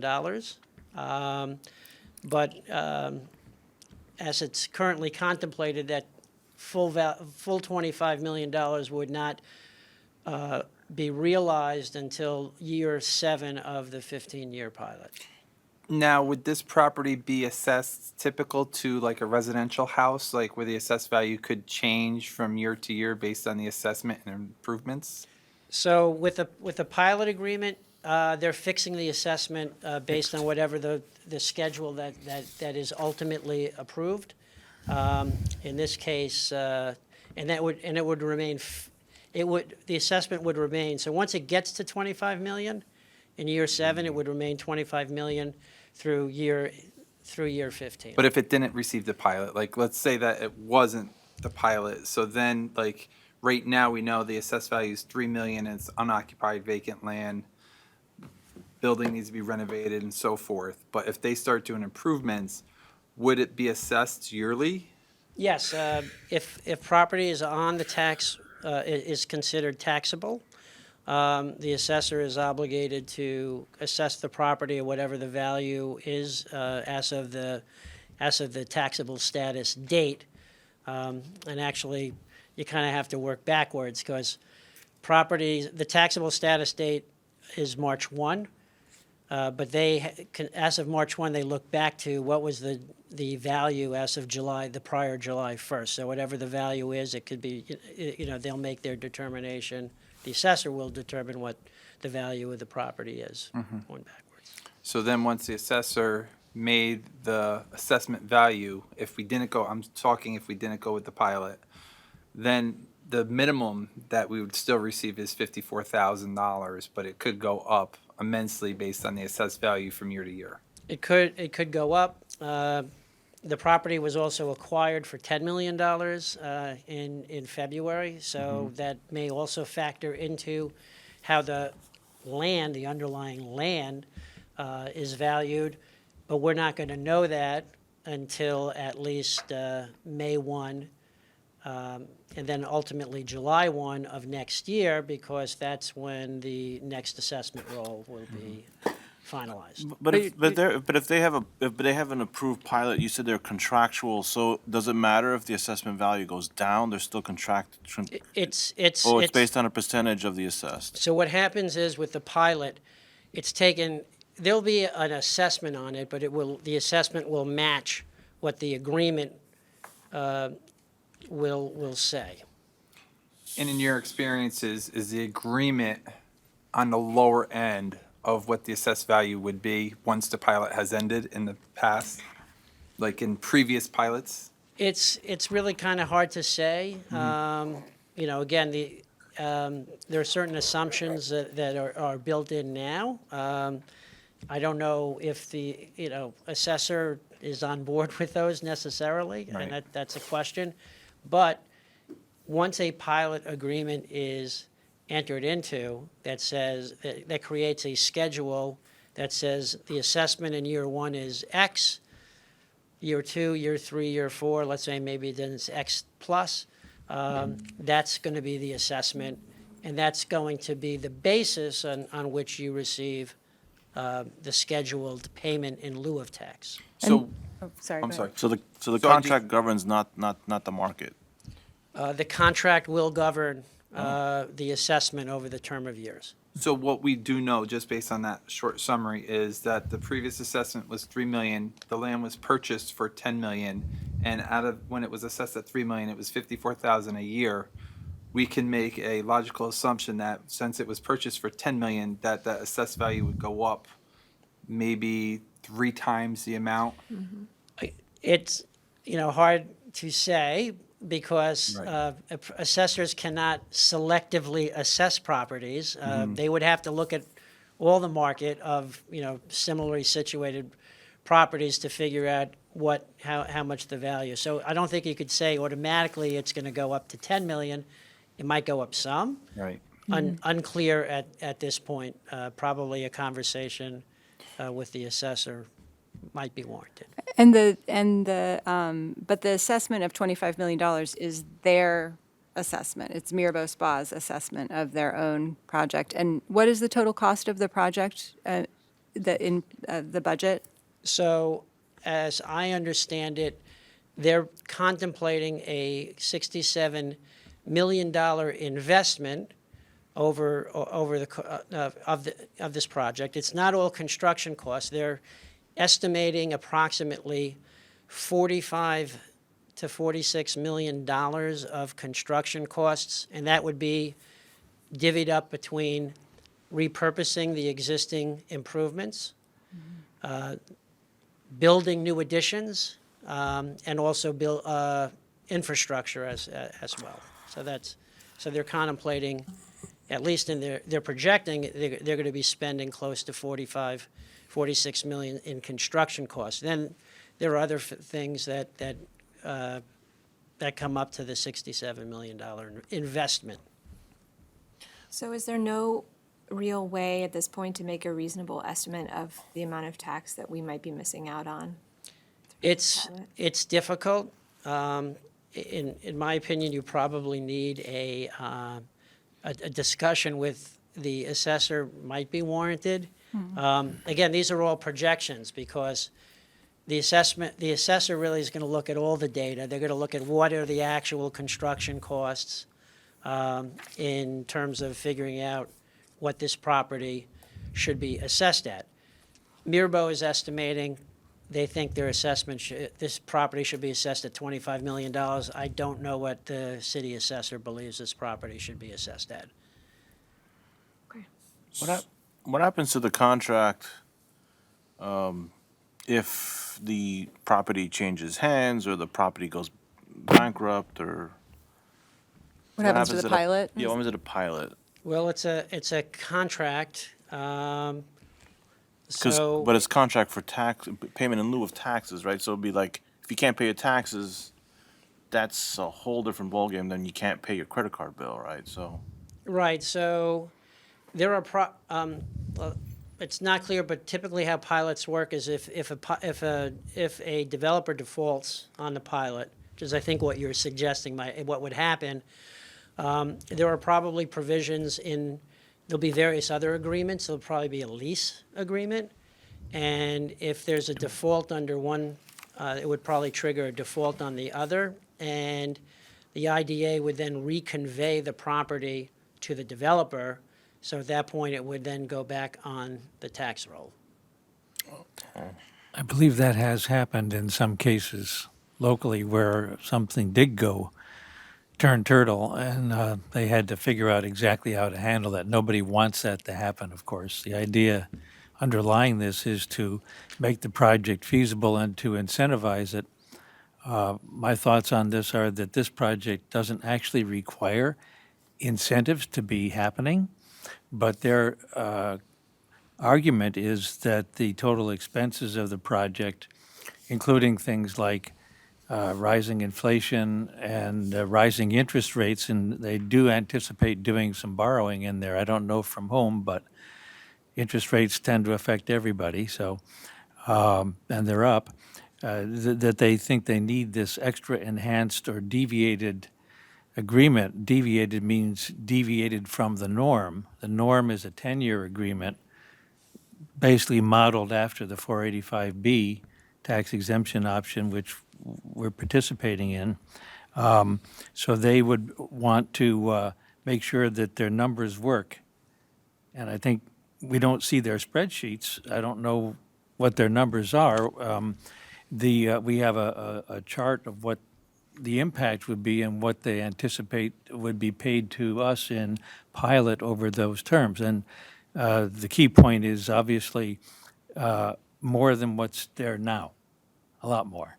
But it's also for a longer period of time, and that's where it's the deviated part, as I understand it. So is that about right? Yes, that's correct. The deviation is an enhanced benefit over the base 10-year improvement, 10-year period of time for the pilot agreement to typically last. when Dia first started, and DocuWare is the new project now in Beacon, any pilots for them? I'm not aware if there were any or not. There's no, I don't know if DIA had one at the very beginning, but currently DIA and DocuWare do not currently have pilots. Attached to some of the information at the board was who does have pilots, one of the sheets that we attached on the board docs. Dia did have a pilot, Dia did have a pilot? a 10-year pilot. 10-year pilot, okay. But Beacon was also a different city then. Correct. No, Yeah. but I was just answering his question Yeah, about Dia Yeah. had a But pilot. yeah, I think that's an important So addition. on that chart where we have the Marabou Beacon pilot analysis, and it shows that the assessed value is 3 million, then it goes to 2024, it says 10 million, and it says enhanced pilot tax payment. That's what we would be not receiving. Oh, it's in an Excel sheet, I'm sorry. On the front page, the first page. It's the one that we received from them, not what you. Yeah, that is, so the enhanced pilot tax payment, I want to be very clear about that. That is all in, all the affected taxing jurisdictions. And that is not broken out between. Below it is though. Well, yeah, you'd have to apply the percentages to the enhanced pilot tax payment to calculate what the school would have. Right, it looks like average per year would be 227,701. Yeah, I mean, we're 54.3% of the bigger pocket, according to the spreadsheet, but. So Right, Anthony, if I you- did just do the school taxes as one of the attachments. Yeah, So if I you- tried to break it out, so to try to just give the board an idea of what it was. Did you So that would be, it's titled Maribel Pilot, and then it has the deviated pilot on one of the Excel spreadsheets. It's the fourth attachment, Maribel Beacon Pilot Analysis. It's the first on Oh, in the mine for agenda. some reason. It's the but, first yeah. spreadsheet. It's called the deviation pilot. And then there's one for the basic pilot. And then there is one for the property assessment if it's fully on the tax roll, and, or if no project is built and property remains at the current assessment. If they're behind schedule on construction, they still have to adhere to the contract, right? Whatever the contract will govern. Govern, okay. But typically, in how most of these deviation pilots work, they will not begin to start paying more than the property taxes until they have attained at least a C of O on their facility, and the project starts to generate revenue for them.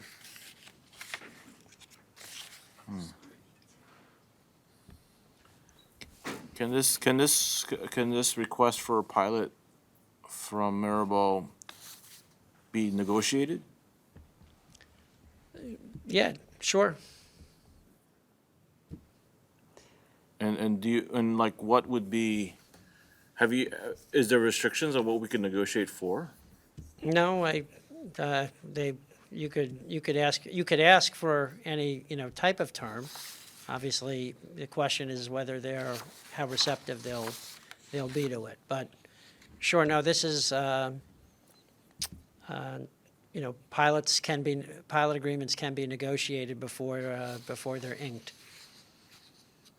And what does that process look like? I mean, would the first question be, are you guys open to negotiating this pilot? And then we start to throw out ideas, or? Sure, no, you could come up with a game plan. You want to get a sense if whether or not this is the only proposal, and anything short of that, they're not going to build a project. But in my experience, pilots can be negotiated, before they're finalized, and before they seek out, they obtain approval from the IDA.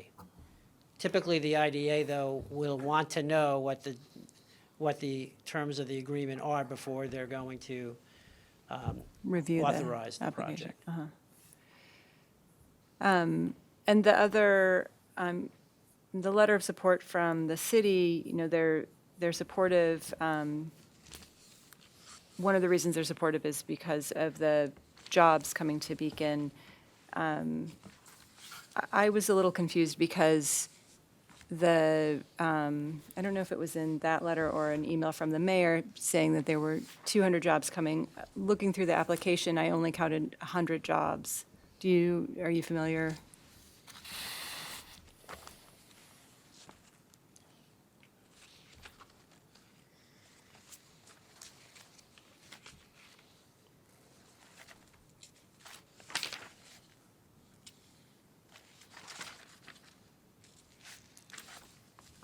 I believe they were anticipating somewhere between 81 and 120 permanent jobs, and over 240 construction jobs. Right, for the temporary period.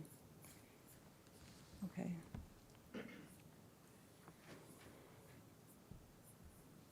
Are there other? Yeah, so what would be the deadline for us to make a decision on this? I don't know. I don't have a great answer for you on that, because I don't know when they are planning to submit their application to Dutchess County IDA.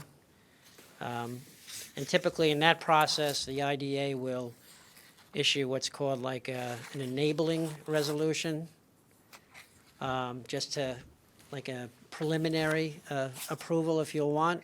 They'll make it subject to certain conditions.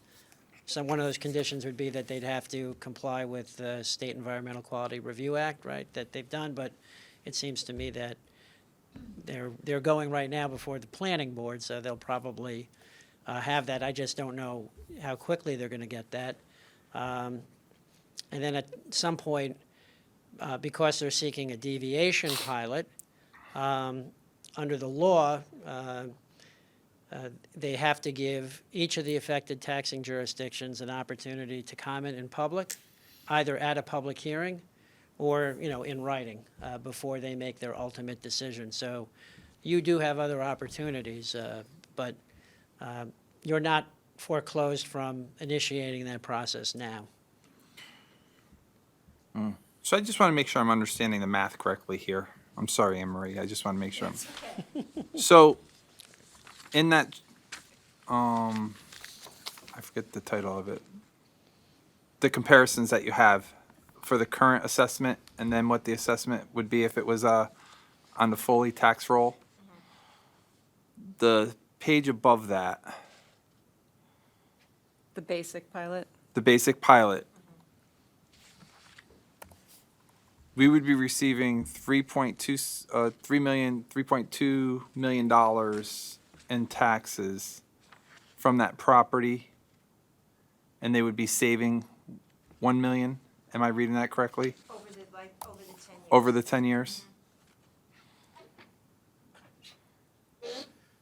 So there's a lot of assumptions in the basics exemption, so Dan and I worked on that together.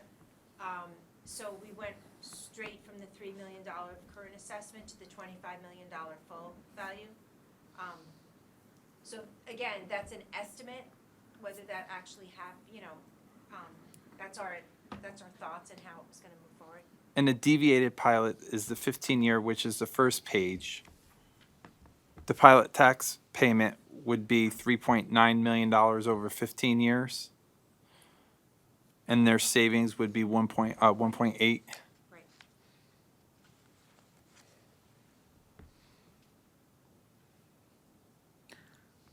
3.4? 3.9. Where's the 3.9? 3.9.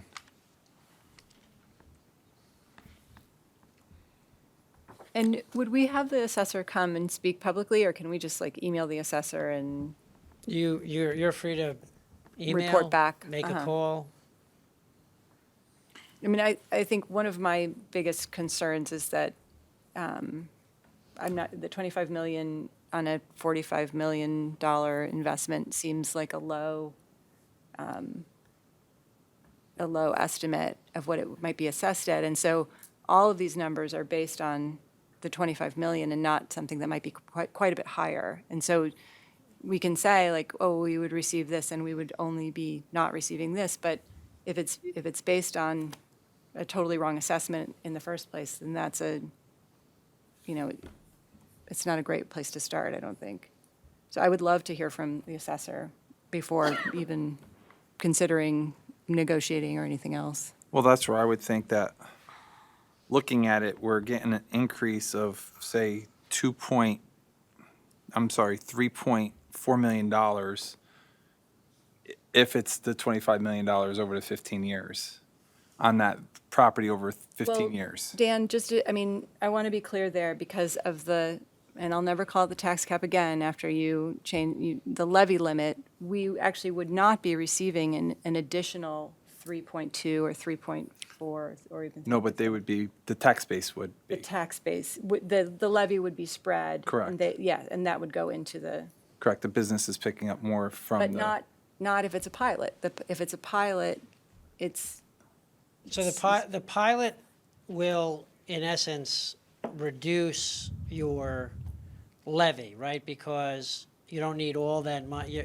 Right. Whatever the pilot payment you're anticipating in a particular year, that's less you have to tax. You have to impose a tax on your base. So it's coming off the taxpayers. Mm-hmm. That 3.2 But- million would be but coming I- off but- over the 15 years.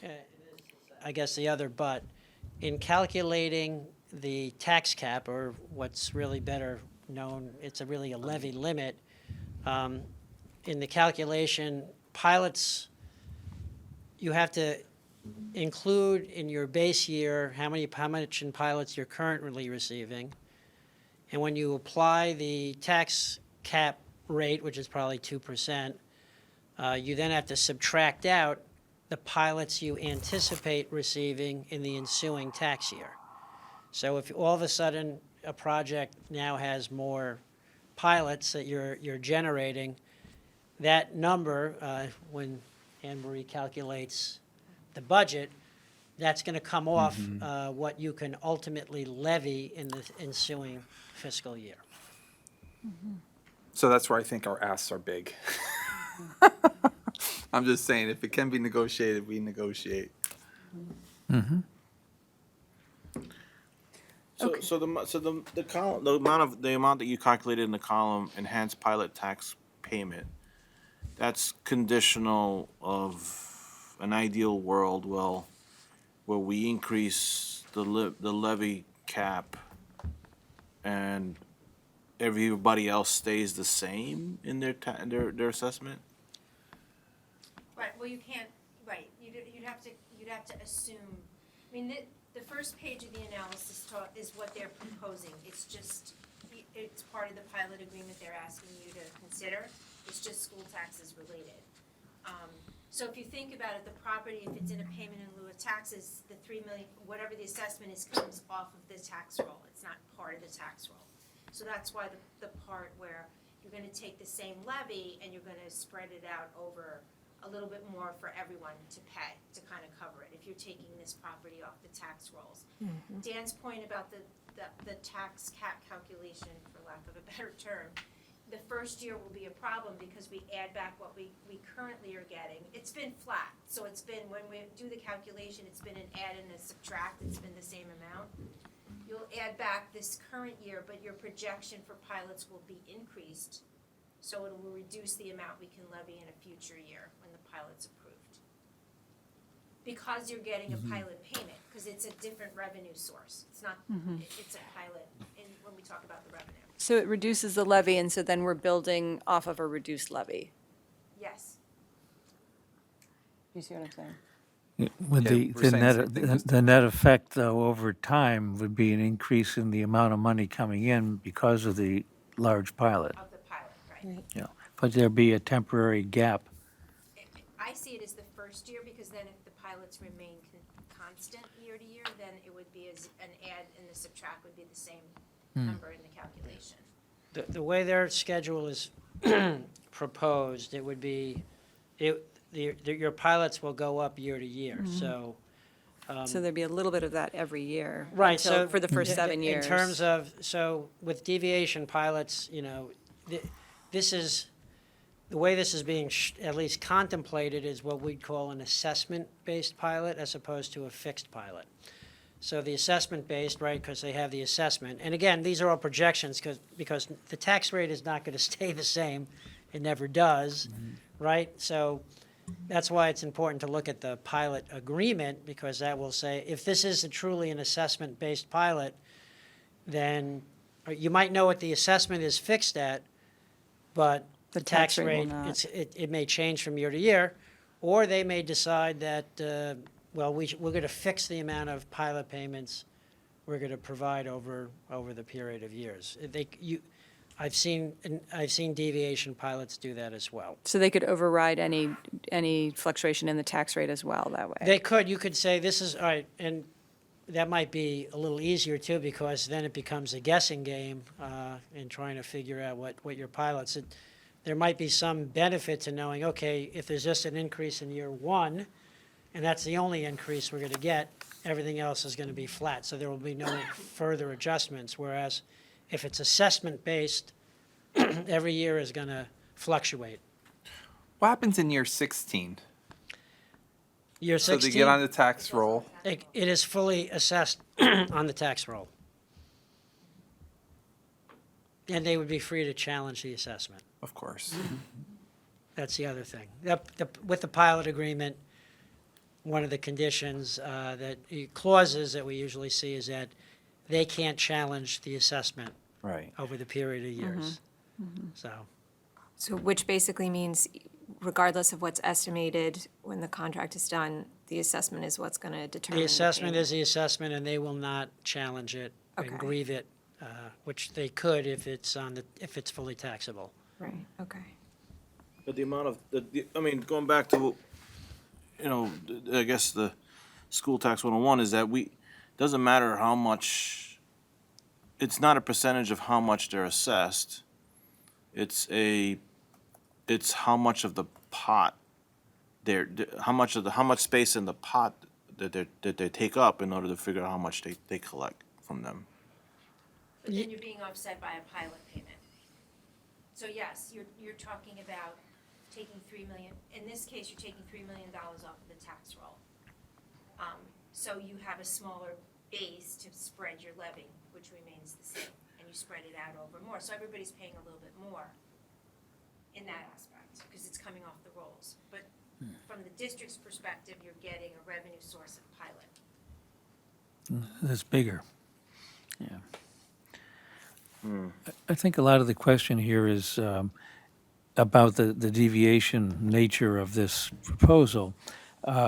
Is my understanding that if they were not seeking a deviated pilot, that we wouldn't be getting asked quite the same question in the same way, would we? How would that look if they're If they were applying for standard? The a basic. base pilot agreement, I wouldn't be standing here. We'd get a before letter you. in the mail saying, I wouldn't be standing here. No, what would happen is, I mean, you're always free to go on the Dutchess County IDA website and you can see what projects are there. But the way the district would be officially notified is the assessor, the IDA would send to the superintendent a copy of the pilot agreement, confirmation that the project is now tax exempt, but here's what your pilot agreement's gonna be. Here's your schedule of revenues over the next 10 years.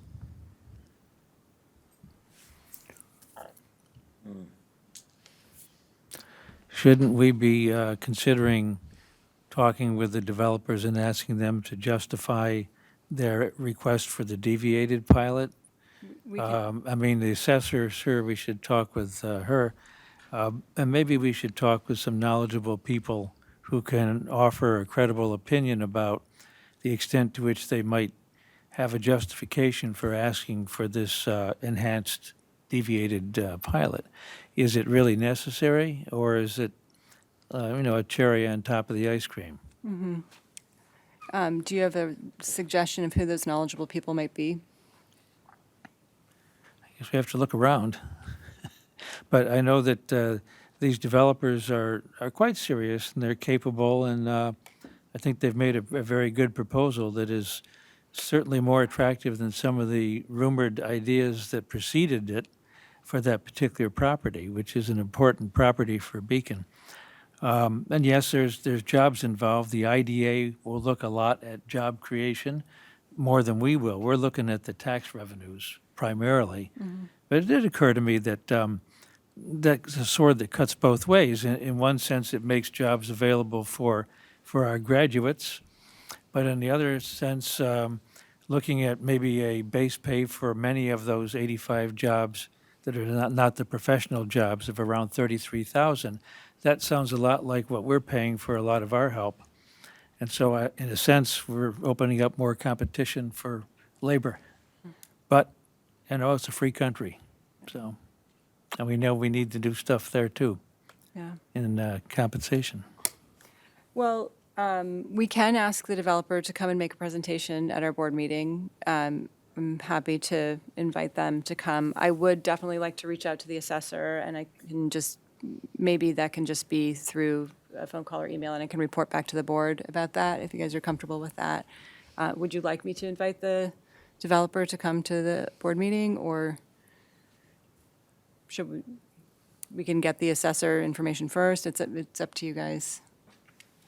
I think the assess information first. Okay, so why don't we do that? I'll have that for the next meeting, and we can decide where to go from there. Are there any other questions for Dan? Not for Dan, but I guess do you think a good idea to say to Maribel that we've discussed it and that we're gonna have it on the agenda for another meeting? We can definitely communicate with them what we're doing. Yeah. Okay. Thank you, Dan. Thank you, Dan. You're welcome. Thank you.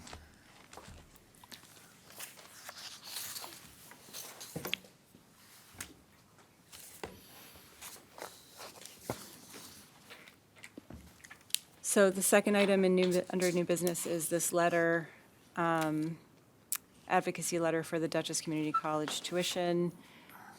It is not on the agenda before, so I think we should read it now for the record, and open to edits along the way. Do you want to read it? Along the way. It's your writing. Dutchess Community College has decided to end a decades-long policy of offering dual enrollment courses at no cost to our high school students. This sudden decision will have a severe impact on our students. Here in Beacon, nearly 50% of our students qualify as economically disadvantaged. The opportunity to experience a college-level course and earn college credits at no cost while still in high school provides a very real and irreplaceable benefit to our students. This decision comes at a time when college is more expensive than ever, our students are still recovering from 2 years of interrupted learning, and the equity gap between students with and without means is increasingly stark. Our educators are constantly seeking opportunities for students to expand academically, and college-level courses are an essential way for students to grow their experience and confidence. We fear that economically disadvantaged students will no longer consider college an option if they don't have the opportunity to experience a college class at no cost in the comfort of their high school community. Many students from Beacon High School attend DCC after high school, and we believe this is because of their relationship with DCC, built through the dual enrollment program. This helps students to see college as more accessible and a place that they belong. But the repercussions won't only affect students. We believe DCC will, in the long run, be negatively impacted by this decision, and it may result in decreased enrollment in DCC. Certainly, this is at odds with the college's own goals. In general, our course offerings are based on the assumption that we are able to offer these DCC courses to all of our students at no cost. If students have to choose their classes with cost in mind, many will have to make the difficult decision to choose to choose other courses that may not challenge them or strengthen their resume to the same extent. This would create a two-tiered system within our high school, in complete opposition to our goal of providing equitable opportunities for all students. The district will face prohibitively high costs to offer free, comparable alternatives for students who cannot afford the dual enrollment tuition. We estimate that the total cost to students will be over $140,000 per year. Because of the laws around gifts of public funds, we wouldn't be able to absorb this burden into our budget, even if we wanted to. DCC's rationale behind charging students tuition after 20 years is that it is a SUNY regulation. However, the regulation clearly states lower part-time tuition rates may be established for courses offered at off-campus locations or during winter intersessions and summer sessions or during off-peak hours as determined by the college trustees, provided, however, that such rates shall not be established on a programmatic basis. May is the key word in this statement. DCC is allowed to charge tuition to students, but it is not required to. It is also important to note that we offer our students these opportunities at no cost to DCC. Our district and our students pay for the materials, books, faculty, utilities, and space provided to teach these classes in our building. Our teachers qualify to teach these courses through their own resources, and they are in no way compensated by DCC directly for their work. Our district is committed to the goals of academic excellence and educational equity for all students. This change is counter to the mission of public schools and to the policy that has made DCC a pathway to higher education for many students. We hope there can be a solution to this issue that does not exclude our students, the future professionals, leaders, and citizens of our community, from the educational opportunities that they deserve. Nice, very nice last paragraph there. Yeah, that was a good edit. So there are a couple things in here that I am not completely sure about. One is what law DCC is claiming ties their hands on this. So I want to confirm that with our legal counsel. Anthony, you had made a suggestion that we don't say at no cost to DCC. How about we just don't make it in caps? About what? We just don't make it in caps. I think she went. I think that there is some minimal costs. There's someone who comes to observe Just check it. each Okay. class So- like once or twice a semester, so Yeah, So little, mi- little minimal. cost. probably a registrar thing and Okay, probably de minimis, that's what I was looking for. okay, de minimis. Okay, are there, yeah, To the paragraph where it says, we fear that economically disadvantaged students will no longer consider college. Can we add in there, we fear that economically disadvantaged students as well as students teetering to considering college, like there are on the students that. fence about it? Mhm. Right, on the fence about going to college, so I don't know how, Yeah, but teetering on going to school and this is a way to. Students who are ambivalent about attending college. Maybe Yeah. weighing their options or something like that. Yeah. I think ambivalent is a good word. Or uncertain. It's like their stepping stone to a 4-year in a sense. Do we have any data about how many of our Beacon grads attend DCC at some time after graduation? Who take these classes or just in general? I mean, it would probably be hard to, I would just say Divided. instead of many students, it is common. okay, It is common for Beacon High School graduates to attend, okay, right? It makes it broader. yeah. Because it's still a good look for the kids that don't take it, but don't have friends who do take it to say, oh, you should still go. So it's not necessarily just, it'd be nice if we could see the whole, and not just the few students who, not the few students, but the students who take the class. Because Right. it's a ripple down effect. I took it, but if I'm telling you I took it, you might say, well, if she took it, then maybe when I'll apply for DCC in the fall, because I know someone who took a course and they said it was okay or whatever. Makes To it just feel- answer your question in regards to if you should just get the numbers for just the Yeah. students who took it, I say we get the numbers for all of our students who go to DCC when they. Yeah, I mean, if we have If we that. can, I don't know if yeah. we easily have it, so, but,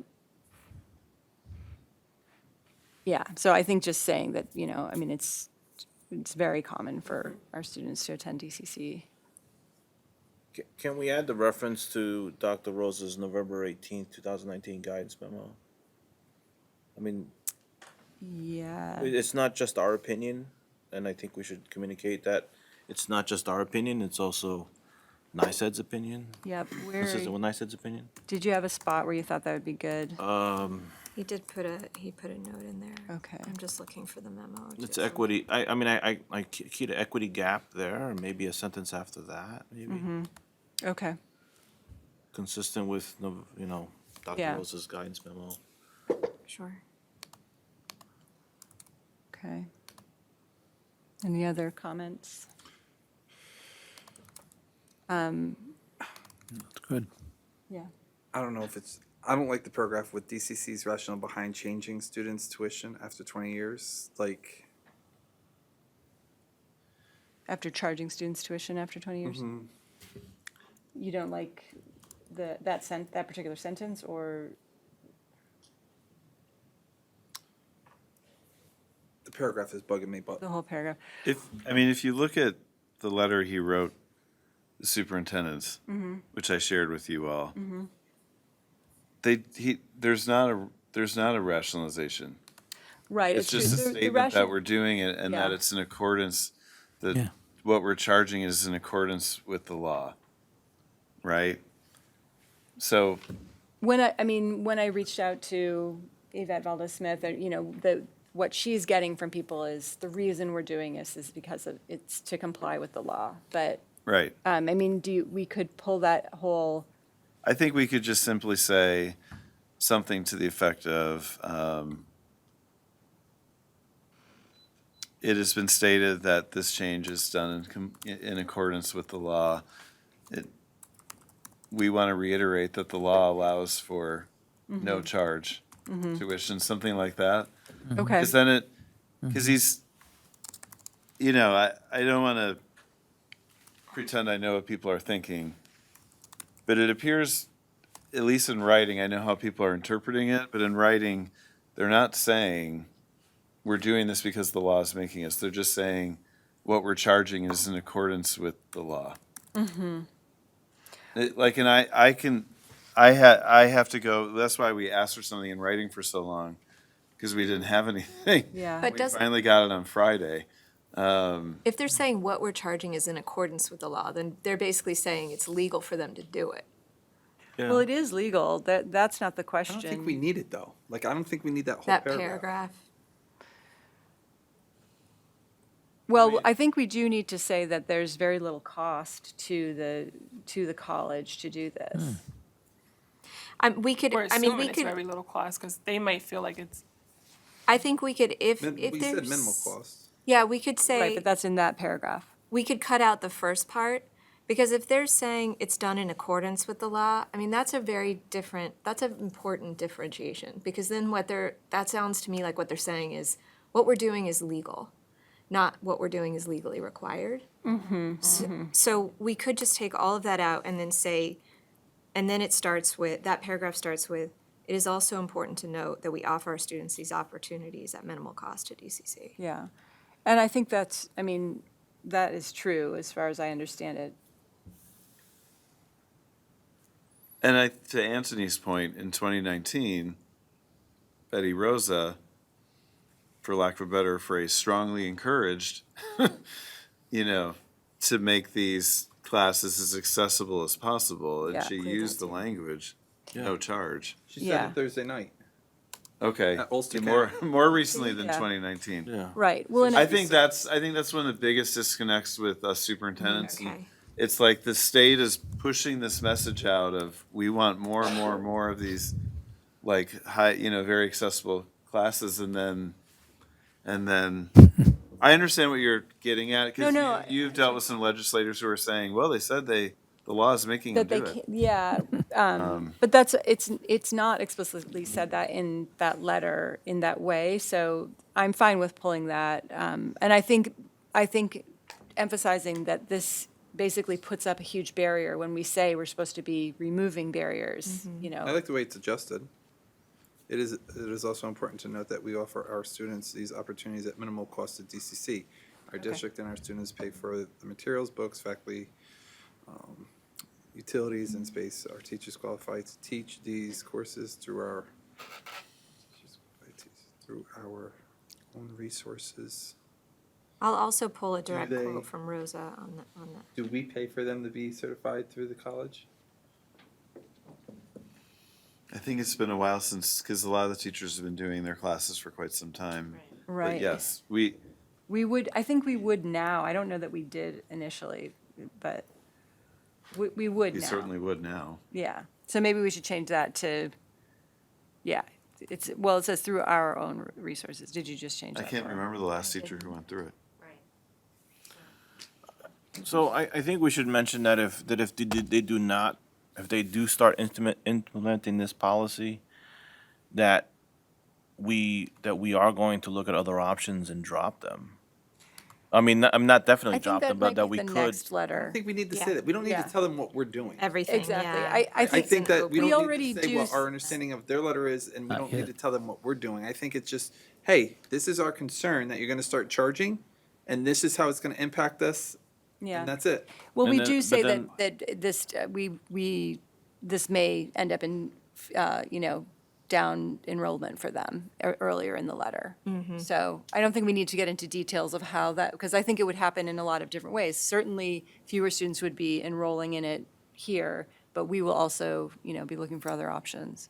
Well, the reason, I mean, I understand the concerns of my comment, but the reason why I was mentioning it is because, this is a board that they're briefed on their, they're being briefed with their own material and their own people and their own, and they're thinking like, well, this is a gap, we can fill it, by just doing this, and it's legal.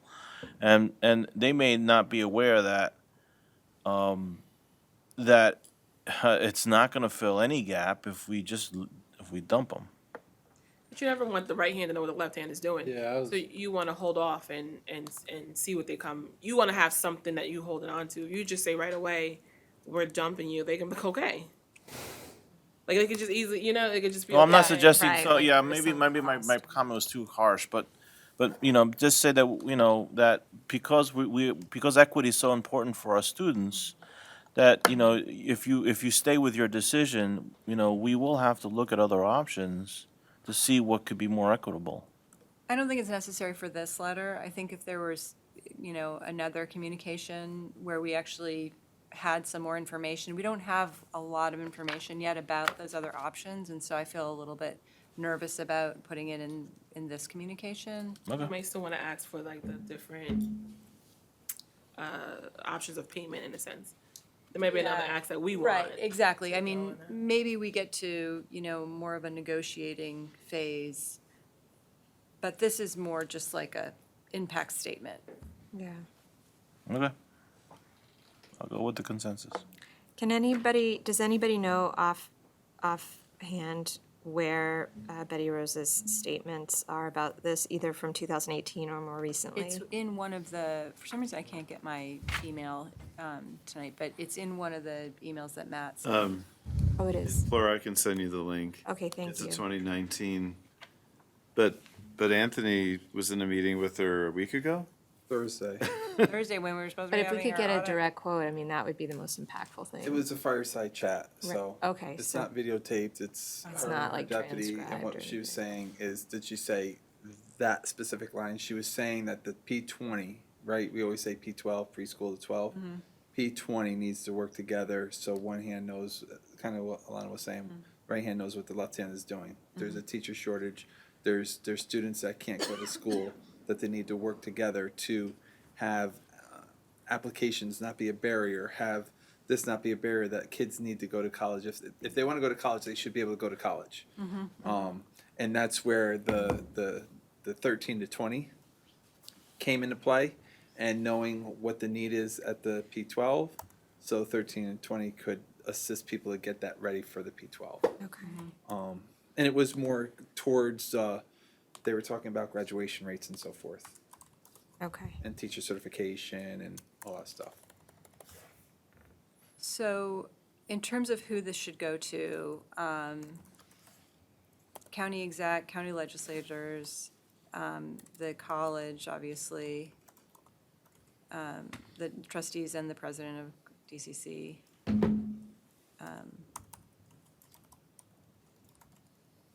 Flora was suggesting that we do a letter to the editor also, that would be adapted from here for Poughkeepsie Journal and Highlands Current, et cetera. I think it would be a good way to let everybody kind of know, hey, this is going on. I'd like it to go out to our community, in one of your superintendent, I could just send it directly. just so parents are aware. I mean, you sent out one email already about it, but, Did I? or did you not? Okay. I don't I didn't. think so. I've been waiting for this. Can you think of other people that I'm not thinking of that should get it? Jonathan Jacobson. He's on here. Okay. Sue Serino. So SUNY has a chancellor too, Oh, that's a good one, yeah. Deborah F. Stanley, I think. Can you send me her email? It's in my comments on the doc. Oh, her email? I don't have her email. Oh, I just have her Okay. website. okay. Any other thoughts? Any Dutchess legislators, we got them? Got it on there, yep. Okay. Thank you, guys. Letters to the editor? Yep. No. I News think we're release? gonna maybe change it a little bit Yeah, for that. adjust Flora it. said she would be willing, I'm volunteering you, I guess. No, that's totally fine. I can do that. Okay. Do we need to vote to approve this letter? And Motion. is everybody okay with me adding something in about, based on Rose's comments after the fact, even though we're voting on it? Okay, Did you get the link for that? I did, thank you. Is there a second for the motion? Second. All in favor? Aye. Opposed? Also in favor, passes 8-0. Okay. I'd like to make a motion to either, to make a change on the December 12th meeting. We do have our student liaison representatives making a presentation to City Beacon that night. I don't know if they're first on the agenda, we could start maybe an hour later, or just move it. So I think we need to keep our meeting as it is. We have a lot going on. I would certainly support you going as a representative of the board. But, you know, we've done a lot to try to make our, He just asked for a motion. okay, sorry. I'll second your motion. Okay. But what is your motion? To change the meeting or to talk about it? I'll change it to talk about it. Okay, let's talk about it. I'll second that. All in favor? Aye. Aye. Opposed? Opposed. Okay, so passes 7-1. I mean, if that's the board's consensus, yeah, I'd go as a representative of the board. That's my feeling, because I think that people know when this meeting is, and we can't be just changing it. I really support what they're doing, and I can't wait to watch the meeting, and I plan to go to the December 19th meeting, but I think we can't change our meeting. Okay. Is everybody okay if I represent the board at the city council? Are you making any comments? That I'm here to represent the board's support to the students? I'm okay with that. I am too. Okay. Okay. So, Matt, did you have a superintendent's report? In light of the time, I'm going to just say I hope everyone has a happy Thanksgiving break. But we do have part 2 of your board appreciation Oh, how exciting. gifts back there. So before you leave, Thank you you have so a much. really nice sweatshirt and hat to wear for your Thanksgiving break errand running or touch football playing or whatever happens. So Thank you. Meredith chose all the sizes. Yes, for those who did not respond, I made a guess, so sorry if I was wrong. So we will do our best, but before you leave, and Kristen's not here, so I'll make sure I take, Yeah, or I can, either way. okay. But that's it. Thank you very much. Okay, board comments. John, I've got nothing tonight. Eunice, No comment. Alina, No comment. Anthony. Happy Thanksgiving, and the Equity Committee met on the 15th and had very robust discussion. One was a policy, some policy recommendations that the committee would work on. So I'm gonna end with that. Is that okay?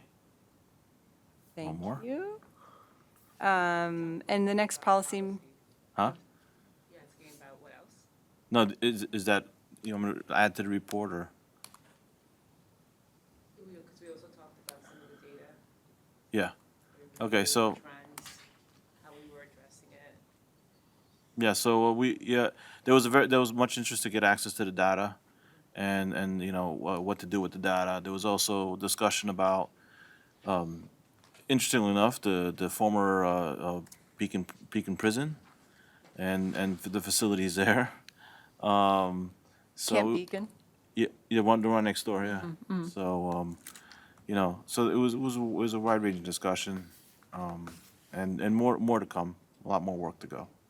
We're also starting a Google Classroom and Yep. So we're gonna share documents through Google Classroom. Great. I've never used Google Classroom before, so And the next policy committee meeting, still the 5th, The 5th. unless there's delays or anything. I think we're good. think we're good. I'm planning a few things around it, so Is that in person? The policy, it's usually in person. that will be in person, yeah. Okay. Okay, thanks. Craig? Both of the Audit and Finance and the Facilities and Operations Committees had to postpone a meeting because we couldn't get enough folks together on the same night, the same place last week. So we're trying to find a new date when we could try again. Anne Marie, do you want to see if the, well, We yeah. we have the dates that the audit and the architect are available, if we want to try and do them together. Yes. So we'll take those dates and we'll send those out to the affected board members. And Okay, great. Let's do it, because Yeah. it would be That great to sounds do like a this. plan. Also, the, You know, there are obviously things to talk about in facilities. Obviously audit, but there's some things we want to start discussing in facilities, so it'd be good in Yeah. December to get it in. Yeah, Mhm. okay, great. Thank you, Flora.